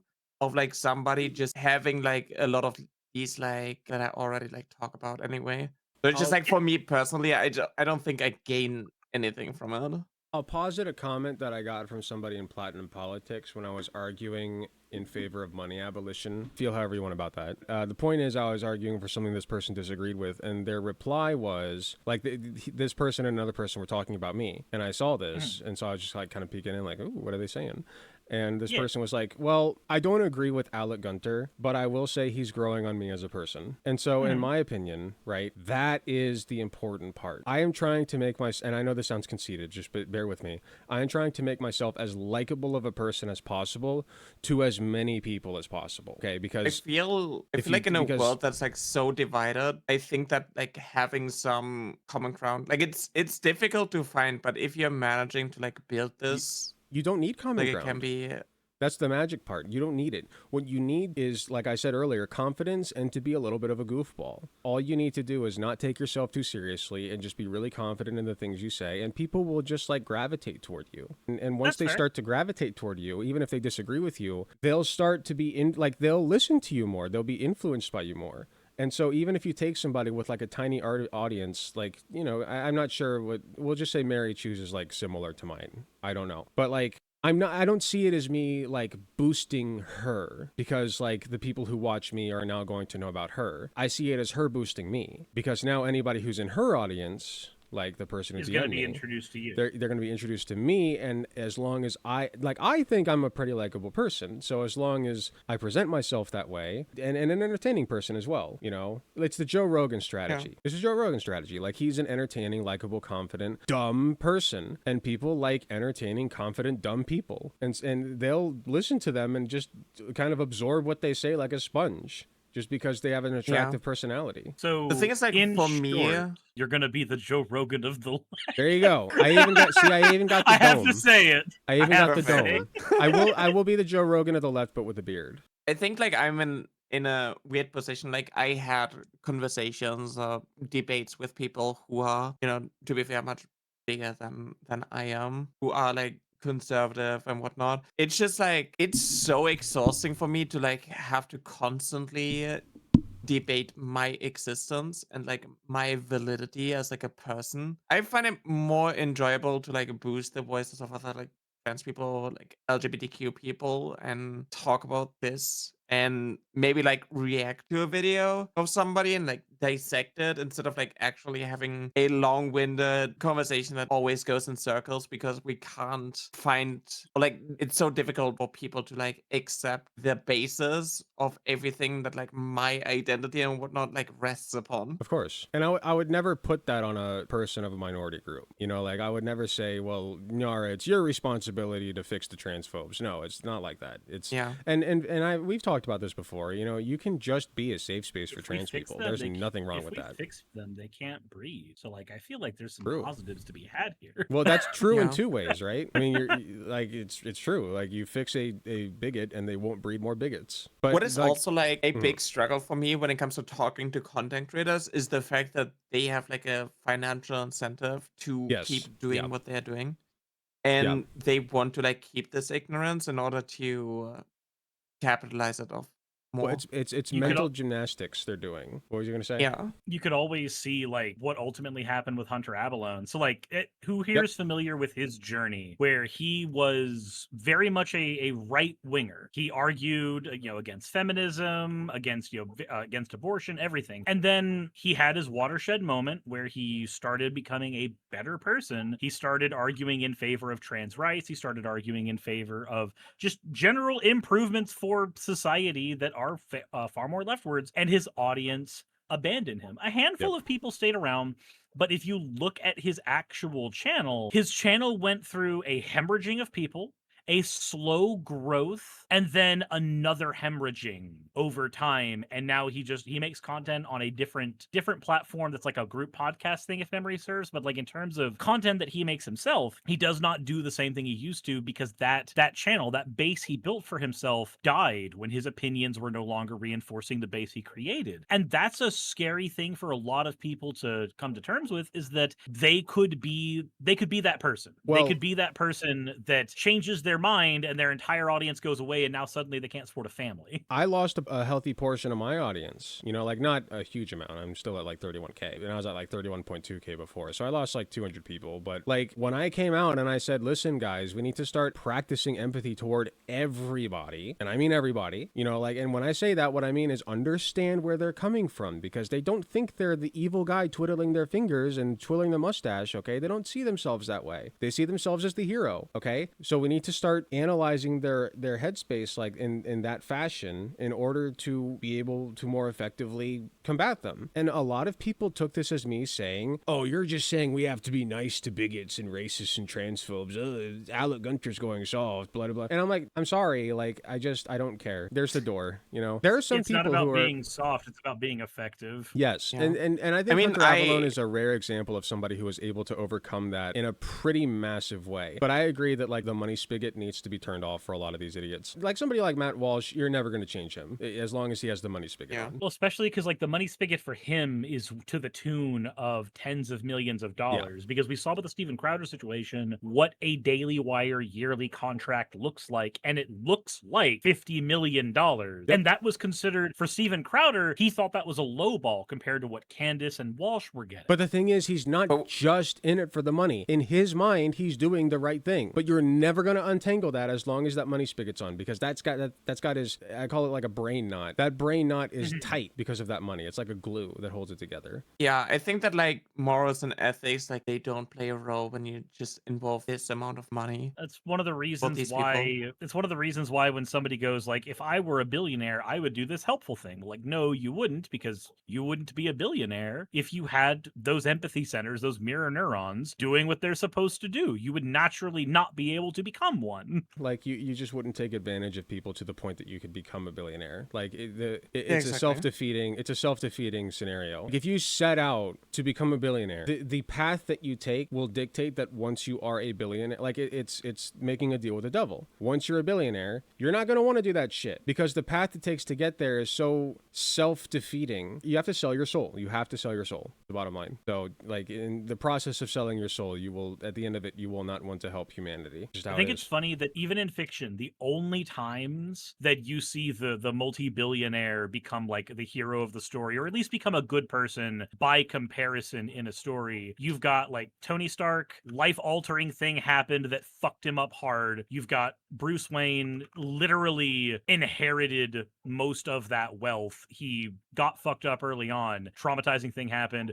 Or you get like from Yu-Gi-Oh, you get like Seto Kaiba, who objectively did a lot of good in that story because he dismantled a fucking war profiteering company and turned it into a gaming company that made shit that people actually wanted. But even then, it was an inheritance thing. It's always, even in fiction, most of the time, it's like, yeah, no, the Wolf of Wall Street corporate billionaire that worked their way up to the top is not the person doing this. They're not the person making those decisions. It's the person who seized that wealth by some other means a lot of the time who ends up doing good with the wealth. I do think that like J.K. Rowling thinks that she's actually helping.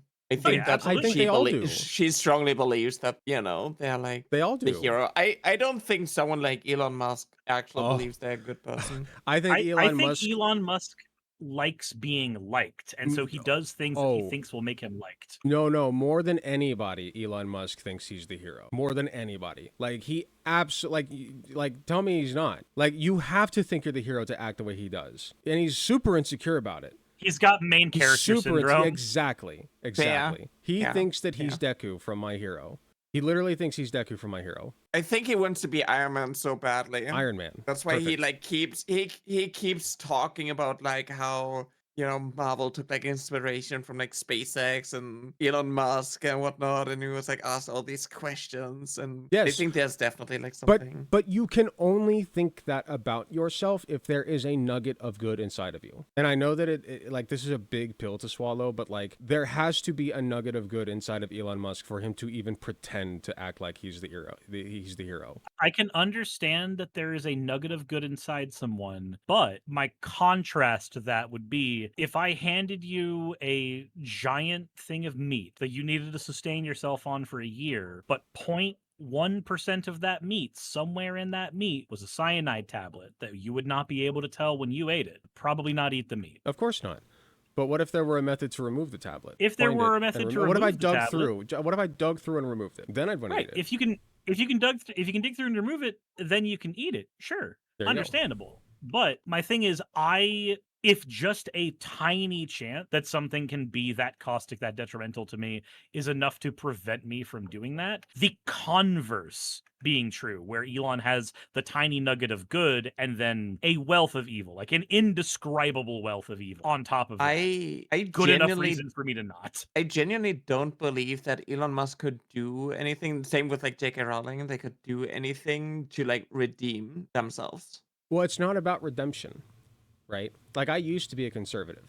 I took a very similar route to what Hunter Avalon did, except I wasn't an influencer when I became a leftist. I started out in my influencing career as a leftist. But I used to be a conservative. So it's not about redemption so much as it is about if Elon Musk were to turn tail and be a good guy, whatever, tomorrow, there's no amount of making up for it that he could do. You know what I mean? Like, he can't like redeem himself in that capacity. I think it's less about redemption and more about harm reduction. Yeah, well, and not even just harm reduction, but imagine Elon Musk actually being a benefit to society. You know what I mean? Like, this is how rehabilitation works. This is what leftism's all about, is like taking people who are fundamentally good deep down, but they're just flawed enough that they're hurting more than they're helping, right?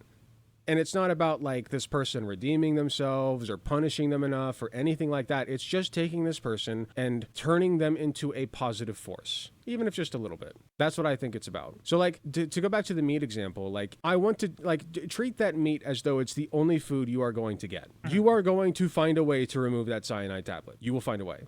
And that's how I want to treat people like that. Yeah, I just think that like somebody so this is something I've had to come up with or kind of confront and talk about in the piece I'm doing on Destiny, because a large portion of Destiny's audience and popularity was gained through specifically platforming people like Sargon of Akkad, Nick Fuentes. Fuentes is arguably one of the biggest ones. And I think there is a direct through line you can draw between somebody like Destiny trying to reach Nick Fuentes in good faith and Nick Fuentes' continued proliferation in relevancy and popularity. Because I think trying to reach somebody in those good faith terms who are inherently, as Nick Fuentes is, a bad faith actor, somebody who is conniving, somebody who will just suit whatever argument to themselves look better in whatever space they're in. And I think that creates it's the part where you get into the mess of whose audience is being exposed to what. But regardless of how somebody walks away feeling about it, they have been able to sit down for an hour with Nick Fuentes under the guise of being a more rational human being. And I think that is that's the danger, is there's the nuance of who do you decide you want to hear out and who do you decide is a bad faith actor who is unreachable. Because like you were saying, like, I'm not going to sit down with with Matt Walsh. Like, there's nothing to be gained But I have. from sitting down. But I have. And I actually had quite a bit of gain. Sit down with Matt Walsh. For you. Well, I didn't sit down with him, but like I went to a college thing and Vosh reacted to it, and that's how I got a lot of my boost. So and I did a pretty freaking good job, you know, like I walked out of there and people were like patting me on the back and they're like, oh my God, like, look at you. And so in my opinion, like, how do I want to put this? We have to show people that we are willing to engage with anybody. I don't know. Like what I'm trying to get across is somebody like Nick Fuentes, great example. He fundamentally in his heart of hearts, do you really think that he thinks that he's evil? I don't think he cares. Yeah, I think that's the bigger problem when you have somebody like Nick, is that he would just dissociate and he would immediately be like, well, see, that's the problem, is that you're arguing from a liberal basis of what is evil. Like, he would try and obfuscate with that. He sees himself very much like a Joker character, where the idea of morality, good or evil, is beneath him. Yeah, like he just sees himself as an agent of chaos with nothing deeper to really contribute, while wearing the guise but of like why? But why? There's still a reason. So you can see. So I have a question. Have you seen the interview that was done between Nick Fuentes and the ex-KKK member? This is an old interview from well before he had. This is while he was still on YouTube. Like, he had not been kicked off YouTube yet. He had not had to go make cozy TV. So KKK member used to be a grand wizard, not a grand wizard, but like one of the high-ranking wizards in their cult. And KKK guy asks him, like, why are you doing all this? Why are you creating this movement? I did this same thing, but we had hoods instead of calling ourselves groypers. I did the same thing that you're doing, and when I left, I saw all of the evil that I did. I saw everything and saw just how up it was. And the entire time, all Nick goes is, I'm not doing any, what are you talking about? I'm just a guy online. I'm just a campus conservative who's just got an audience of people I'm talking to. That's all I'm doing. Like, every single word out of his mouth shows none of, I'm trying to do something for good or I'm trying to do something for bad. It is all deflection for the purpose of saying, like, I'm just me and I do these things. It is I feel like a lot of like conservative streamers and whatnot use that as an excuse to invalidate or like to just dismiss criticism and like, oh, I don't do any harm, like I'm not in politics, I'm not inciting violence, I just but that's like, the point. This is what I want. But that's the point. Like, they don't think they're doing and I harm. think we get that they like those concerns are based in a material interest that if we talked about it, if we really sat down, like if you take any random Nazi or groyper and you have them sit down with a leftist and you ask, hey, what do you like, just baseline, what do you want out of the world? The things that they're going to come up with as far as, I want to be able to, you know, provide for my family. I want to be able to buy a house one day. I want to be able to get married, have kids and a dog, or however that diverges, but it's going to fall within the relative same area of, I want to live a productive life, generally speaking, that is also beneficial for both myself and people around me. I want my work and my labor to be able to be enjoyed and utilized so that I am not just poor and that I can go through life and like, these are the things I want. And I think that's what you're getting at. And I think the problem is that a lot of us recognize that, yeah, there are a lot of the same material issues underpinning this. Like Cyrus was saying earlier, it is more on conservatives to come to a point of like recognizing a problem in the world. And so, you know, for example, the United States steadfast support of Israel has been a obviously very contentious topic. But if you go to a leftist versus a groyper, they're going to have two very different summations. One of them is going to be that like, hey, we should not be funding this genocidal imperial project. And the other is going to be, well, actually, you see the protocols of the elders of Zion. See, let me tell you about the Federal Reserve. And so it's this very different dichotomy of engagement that I think going into it with too much good faith is bound to go back to the cyanide thing, it's bound to come up. There are probably plenty of people who are reasonable enough, even if they disagree with your worldview, even if they have all these horrible things they said, reasonable enough, you'd be able to sit down and have a conversation across from. And yeah, you might even reach a couple of those people, but for every 99, there's going to be the 1% cyanide tablet. There's going to be the Nick Fuentes in there.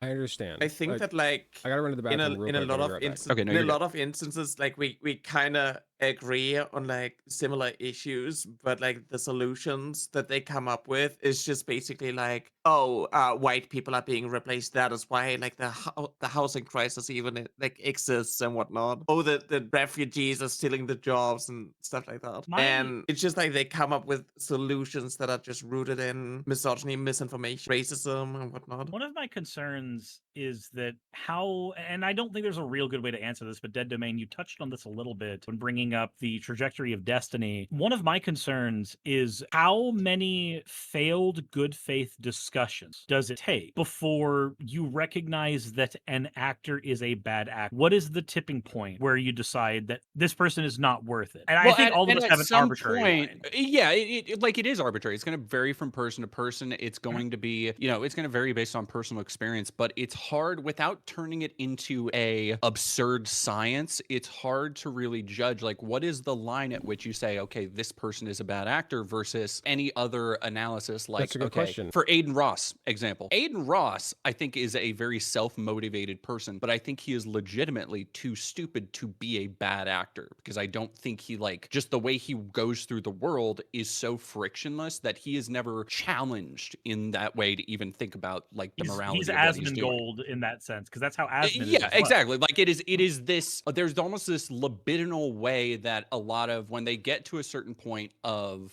not market penetration, but like audience capture, and they don't really have to worry about money and they don't really have to worry about anything anymore, that I think that's when you see a lot of the ideology slip in and seep in. But you have to, again, think back to what is their intent, and then how are you able to gauge that as an outside observer?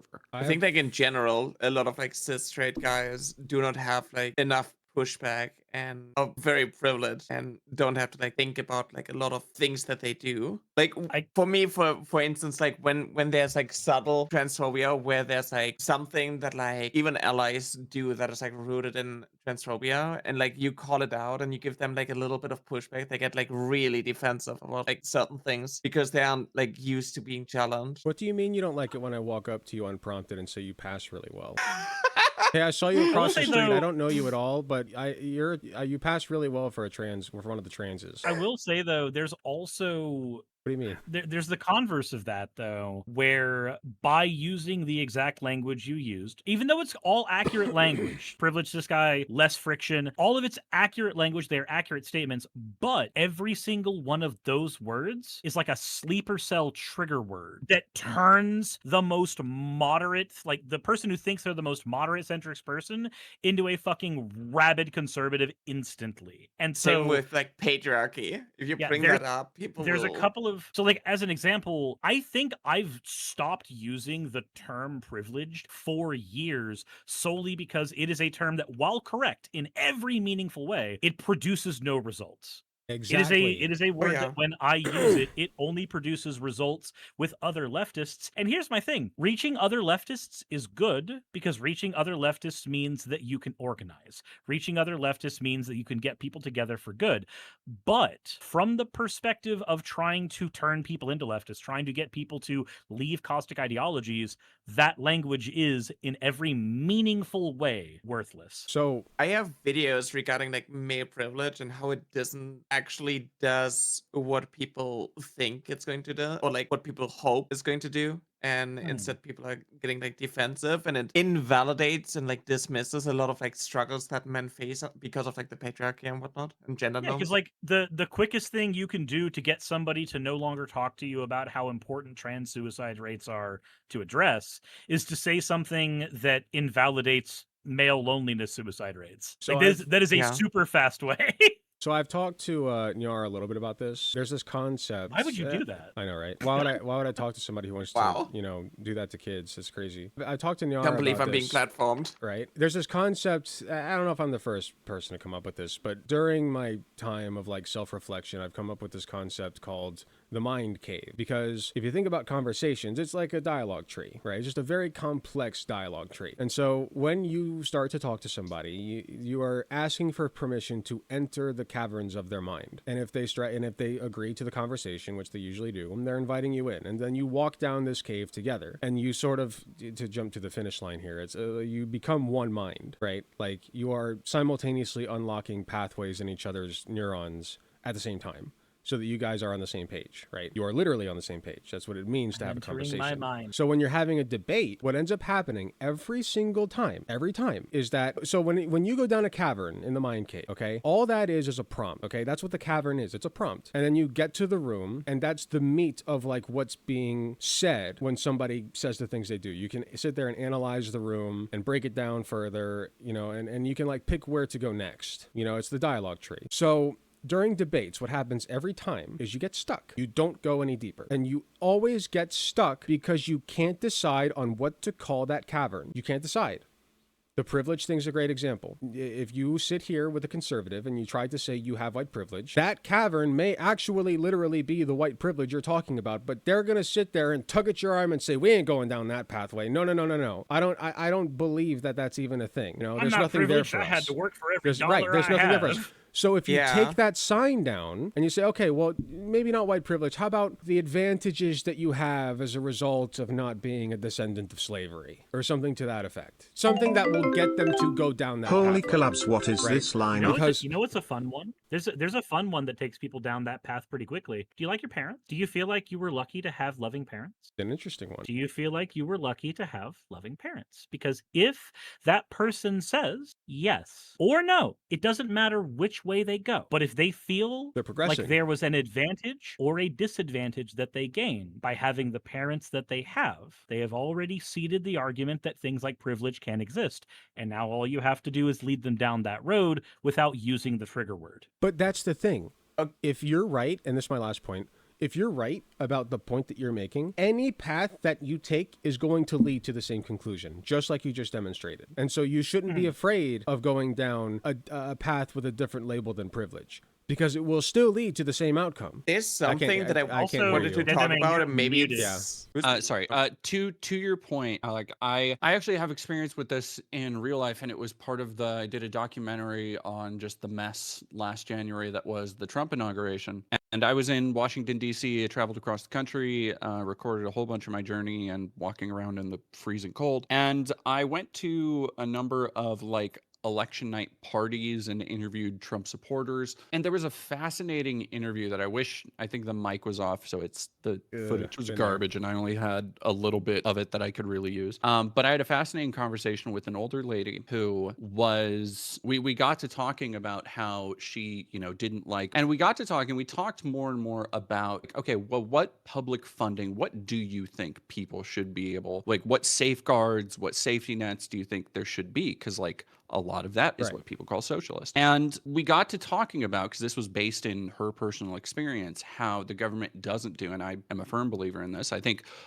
Veterans Affairs and stuff for former military members is one of the great undervalued and underrepresented ways to reach people who consider themselves conservatives or libertarian. Like people so, especially on the left, especially in leftist spaces, are so easily to be like, oh, fuck, like just real baby killer shit. Like it's still the 60s. And it bugs the hell out of me because like there is an entire apparatus that is well understood now in this country where military recruiters will go after places with high amounts of low college admittance, low high school graduation, high amounts of people of color, low income communities, and will essentially predate on these communities, sucker them into military service, and then just leave them with next to nothing. And this was the person I was talking to knew multiple people who had been in the military who were unable to find jobs due to PTSD, who Veterans Affairs were not helping with. And then they had like all of this medical complication type stuff. And it was a really good, like you were saying, like when you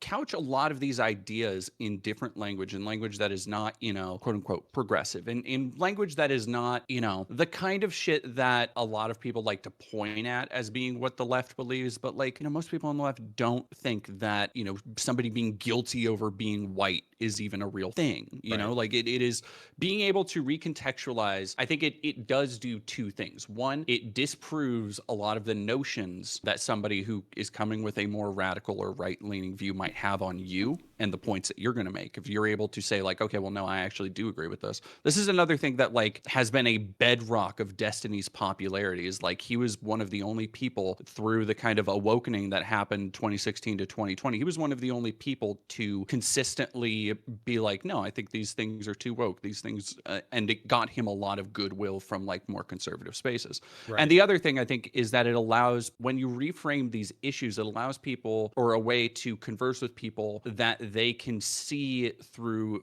their own lens, the point you're trying to illustrate. So like for that lady, me being able to talk about social safety nets and these things that, you know, a lot of, if you were to just say these things, any conservative who's on stage at the Turning Point USA conference would call that communism and socialism. But here is this a hardcore enough Trump voter that she traveled thousands of miles to be at an inauguration party.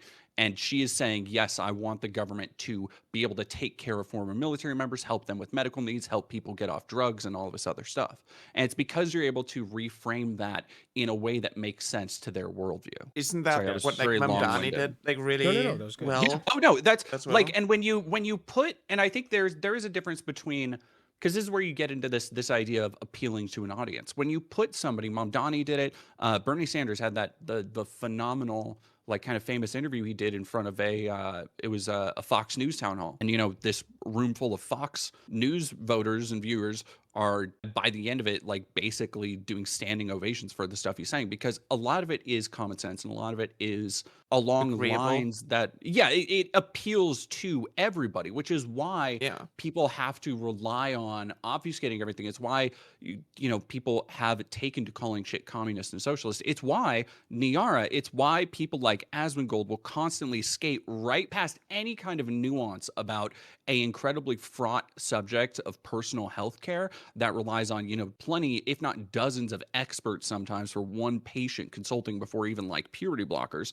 But instead they have to narrow that down to, oh, you want to mutilate children, which isn't true, but they can make it sound true enough that they don't have to engage with the actual thing being said. I think the right has like a lot of things that are basically like conversation enders that are just like emotionally charged, and they just end everything. It's like calling trans people talking about like, you know, trans kids and whatnot groomers, and then it's like, oh, grooming is bad, and we shouldn't like engage in good faith with people who want to groom children because, like, you know, that's ridiculous.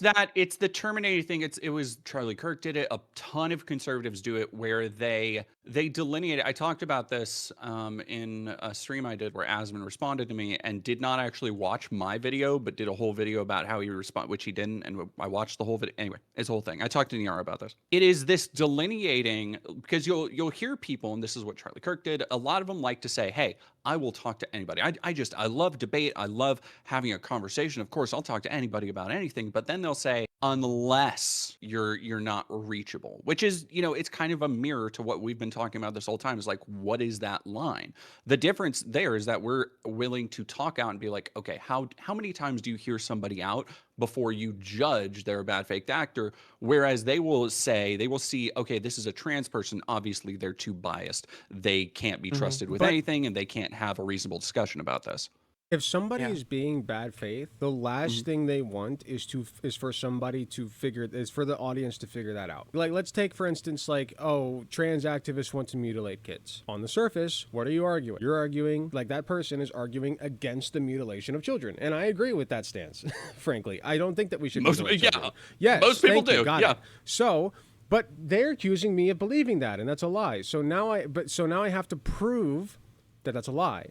Okay, and I can either do that, or I can respond in bad faith. Well, your people circumcise children, which is also which that's true, but where does that get us? You know, like that. Yeah, what aboutism is not effective, because here's the problem with whataboutism is that I feel it's so often like it just ricochets, because you go in a circle. You're assuming everything about somebody's worldview, but we're in this just constant state of simulacra where everybody's worldview is changing little by little all the time. So you can't say, you know, like, oh, you want to support you know, mutilating kids, you probably loved Biden and got the jab. And it's like, well, no, because those two things, then like those two things aren't also true, but they're assuming that because of your worldview. Sorry, I was just laughing Something because that, somebody like, in the chat called me. They said I look vaguely racist, and I honestly, I think that's a I mean, compliment. to be Thank fair, you. you look like you use the hard R once in a while.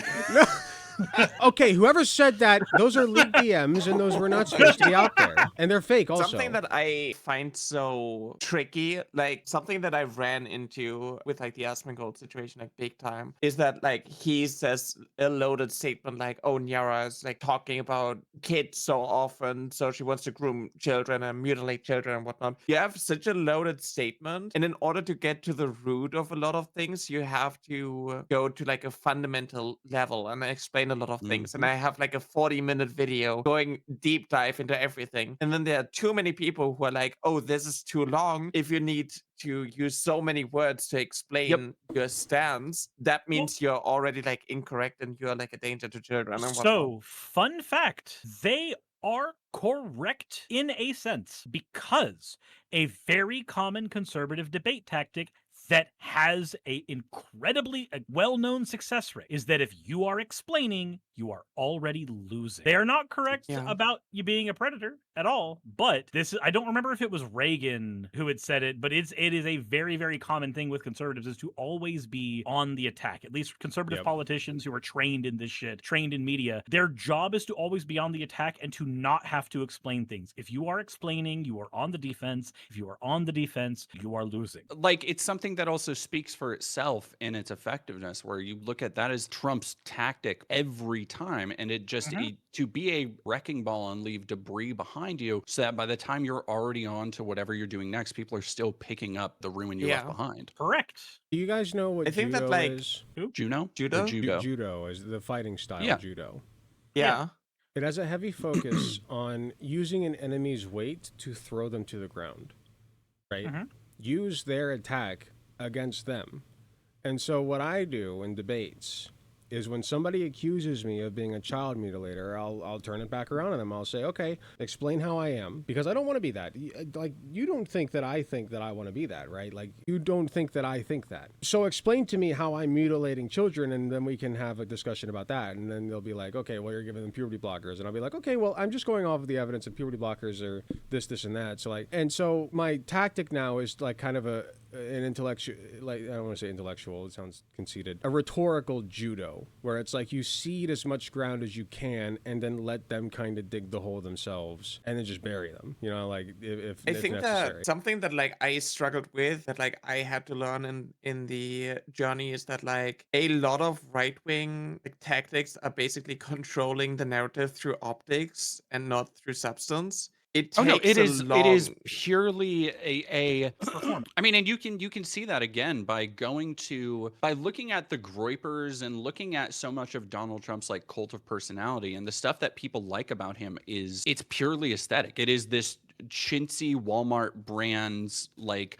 American idea of what opulence or wealth looks like, but it is the aesthetic that is sold to people of quote unquote success, of what being rich, of the American dream, what all that shit looks like. Yeah, and a lot of it is just like when you look at something like Gamergate, for example, or even like the anti-SJW era, like the highs of like Jordan Peterson. Like, I bought his books, like, you know, I kind of fell for that as well. Like, you see the woke SJW liberal like screaming and whatnot, and you don't listen. And it's so easy to look at like somebody who's like John Peterson, and he's like rational and he's like calm and whatnot, and he's like saying all these like big fancy words. But like, if you look past it, you realize that even like the screeching SJW was kind of right. It is just the optics with which they do it it's the thing that is the most ripe picking for any. It's the whole reason why Charlie Kirk or Steven Crowder ever did their campus thing was the young liberal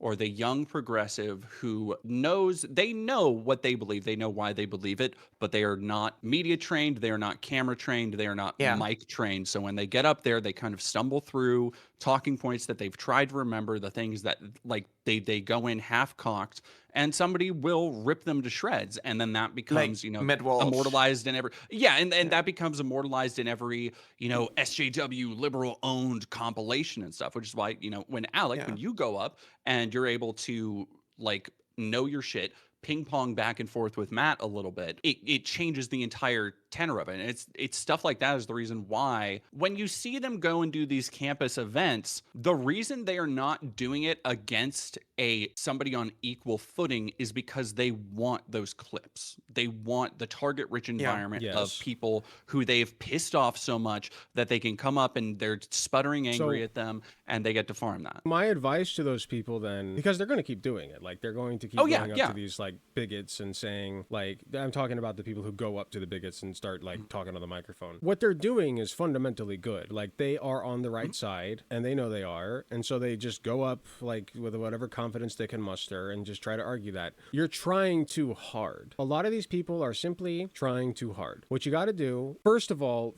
reframe it in your mind such that, you know what, maybe I am wrong. Maybe I am. Let them prove to me that I'm wrong. And so you go up to the microphone and you say, okay, like what I did with Matt Walsh, like is, okay, well, why do you believe that a 13-year-old should be forced to give birth to their, if I may, his child, right? Because he does believe that. And so I basically sit here and I'm like, well, tell me that I'm wrong, that a 13-year-old should not be forced to do that. Like convince me that I'm the one in the wrong. I'm open to it. Like if you can explain to me why that's an acceptable way to go forward, I'm more than open to hearing why. But at the moment, I just don't think that's a good thing. And then what you're doing is you're framing it in such a way that that's really hard to argue against. And you're forcing, like, what it comes down to is you got to force them onto the defensive. Because like you were saying, they're always on the offensive. They're always on the attack. They're always going after you for being the child killer and you for being the, you know, the one who has to mutilate kids. Flip it around. Just say, okay, you know, explain yourself. Explain this then. Make them, I hope I'm making sense. No, it does make sense because like, okay, so what people are doing when they come to the attack of like the dumb liberal, right? What they're doing is they have a schema. They have an idea in their head, a facsimile in their head of what you are. You're pro-trans people, so you must be for child mutilation. And you make them justify the belief. You say, hey, you have a straw man. I'm asking you to stuff it. I'm asking you to fill it with substance. Please try to fill it with substance. Yeah. And you can force them to be explaining by doing so. This naturally, though, will only ever work in an arena where you either have control or you have equal control of the microphone. And even more importantly, control of the footage after it goes out on the internet. I think this is actually like there's a really good example of how that goes, that even if you are eloquent and good at arguing your points and you come prepared, how that environment works is the Whatever podcast, which I've unfortunately had to watch a lot of episodes of. I And just it is released a video about it. because it is consistently, if there is a girl that they bring on who's an OnlyFans girl who is well spoken, who knows what the fuck she's talking about, they will have 4 or 5 people ganging up on her and kicking her out and like just chastising her and then talking shit after she leaves to make sure everybody knows that she was engaging in socially unacceptable behavior. And it's like they turn that frustration into content. I think there's always like a social stigma that's being weaponized against like people like on the left and whatnot. You just have to kind of trust at a certain point that people are going to watch that. Like if you're the girl, for instance, who's on the Whatever podcast, you have to maintain composure. You have to not break frame. And so like even if they do that after you walk off, you got to be like, well, you know, I made my point. They can say whatever they want. If you do that, right? Like let's say you're a popular influencer and you're on the Whatever podcast and you're the woman there, you know, that everybody's shitting on. Like Merrick, like let's say you're Merrick. You guys know Merrick DeVille? Yep, I know Merrick. God, she's so smart. She is unbelievably attractive and also unbelievably smart. Like she just won the fucking lottery in that regard. Like just like stacked skill points in every statistic. So Merrick DeVille is like incredibly smart. I've gone to her for advice about debating before and all that good stuff. If she were on the Whatever podcast, I think she would like fucking ruin it. You know what I mean? Like she would destroy it. She'd come with like, oh yeah, they would never have her on that for that reason. Which is so funny because she is stack like that deck. Because she is like the person who would do that. right? Like, she looks exactly like the type of person that they would bring on. And she is exactly the demographic they would bring on. But she would be so confident and so well-spoken and just not fazed by anything that they have to say that people would, like, no matter what they said afterward, it would sound like cope. And that's what happened with me and Matt Walsh. Like, after I was done with the microphone, Matt Walsh coped about it. Like, he sat there and he was like, well, he wasn't listening to me. It didn't matter. Like, people still, like, you can go look at the comment sections of the people who uploaded it and called me the bad guy. They're like, well, I don't know if Matt Walsh looks very good here. They can cope all they want after the fact, but ultimately all they're doing is attacking somebody who can't defend themselves anymore, and most people see through that. I find it fascinating, like, when I had the talk with Leaflet, to, like, see the reaction afterward. And, like, while I was, like, speaking, in fact, the response was essentially like, oh, hypothetically speaking, the point that you made and the fact that you're using doesn't apply, then, like, explain yourself then. There were, like, a lot of, like,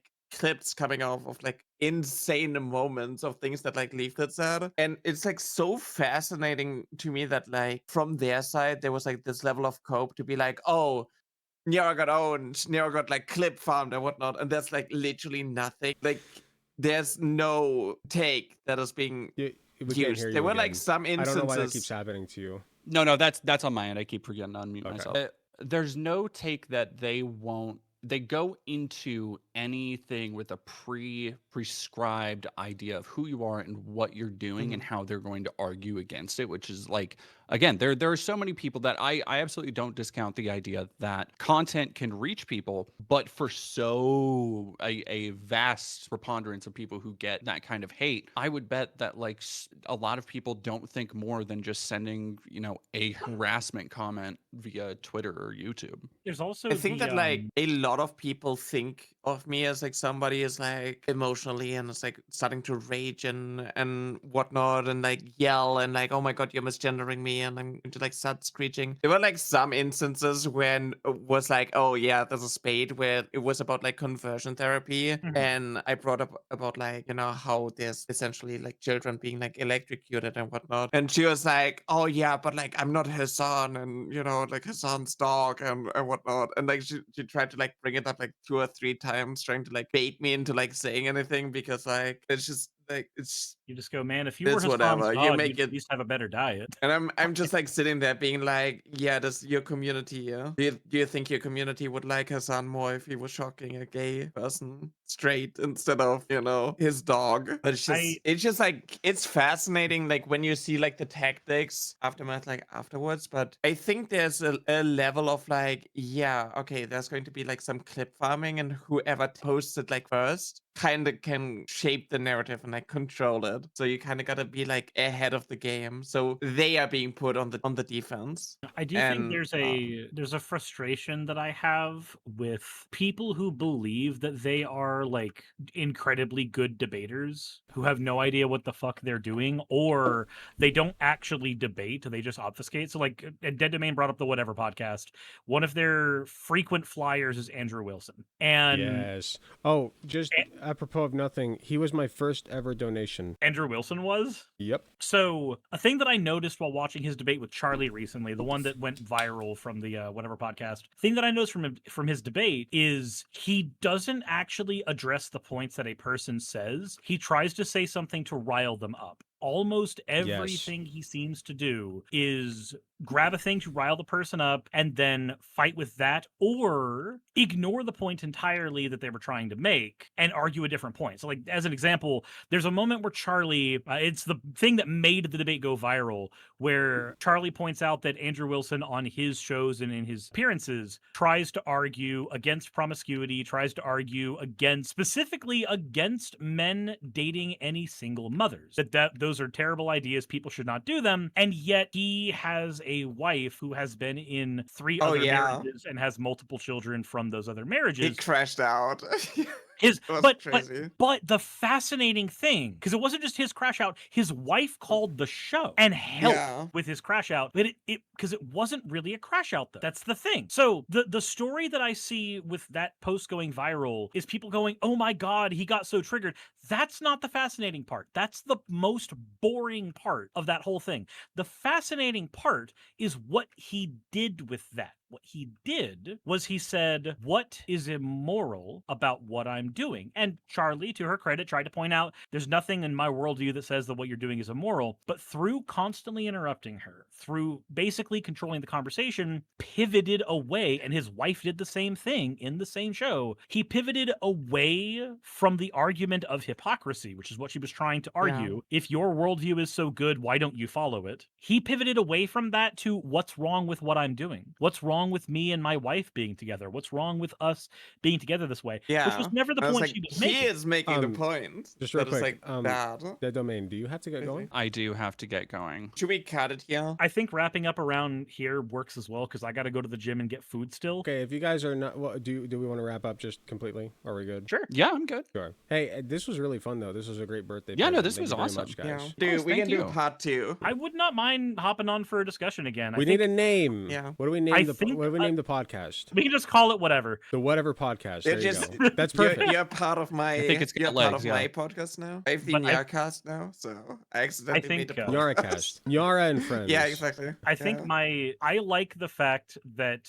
a lot of us really fucking disagree with each other on a lot of brass tacks. And that's great. We agree with we agree with where we want the world to go, but we disagree with some of the mechanics. And you know what? That's what's great. Fascinating for me is like the ripple effects of like how we kind of like ended up together, because like I know Alec because Rev interacted with me. Because of Rev, I made a video that was taken out of context that Asmongold reacted to, quote unquote reacted to, that Cirrus made a video. And I on Twitter one time was like, non-binary people are so hot, I need to follow more, and somebody tagged that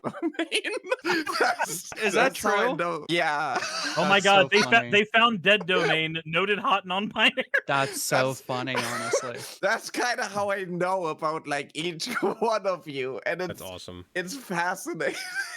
So what you're saying is we all need to personally thank Asmongold for this great feast. Bigotry brought us together. Thank you, Roach King. Your people provide us with much protein. They will create the enemy that destroys them, unironically. Was it Lenin who said the capitalist will sell you the rope you hang him with? There you go. That's every time. Right, yeah. Every time. Anyway. But yeah, thank you again. Me too. Yeah, thank you. Okay, well, I hope you all take care. I hope you all have a wonderful rest of your week and Happy New Year's and all that. Oh, yeah, Happy New Year. You too. My hunter hasn't died yet in WoW Hardcore. My year's going pretty good. I'll talk to you all next year. Yeah. All right, later, y'all. See ya. Thanks for hanging out. All right. You as well. Bye. Now my entire layout is messed up, so let's wrap it up. Perfect. Okay, take care. I love things being ruined. Yeah. Goodbye, everybody. Bye-bye. That was fun. I gotta leave the Twitch thing. That was so fun. I'm glad I did that. Hi, thanks so much for watching and making it to the end of the video. I just wanted to let you all know that I love and appreciate everybody in my community, whether you can support me financially or just by liking, commenting, and sharing my videos. It helps way more than you know. That being said, I do want to give a very special thanks to my tier 4 subs, which would be Space Timid and Hot Take Andy. And thanks so much to my monetary subscribers from any of the tiered subs or anybody who gives me money in any form, including going to my Patreon shop, donating money to me directly. It all helps way more than you know. If you do decide to help me financially, you can get some really cool perks like early access to content, exclusive access to censored videos, also some really cool badges next to your name. Even if you can't afford a monetary subscription, just watching, sharing, and commenting on my content helps way more than you know. Thanks again, and I will see you all in the next video.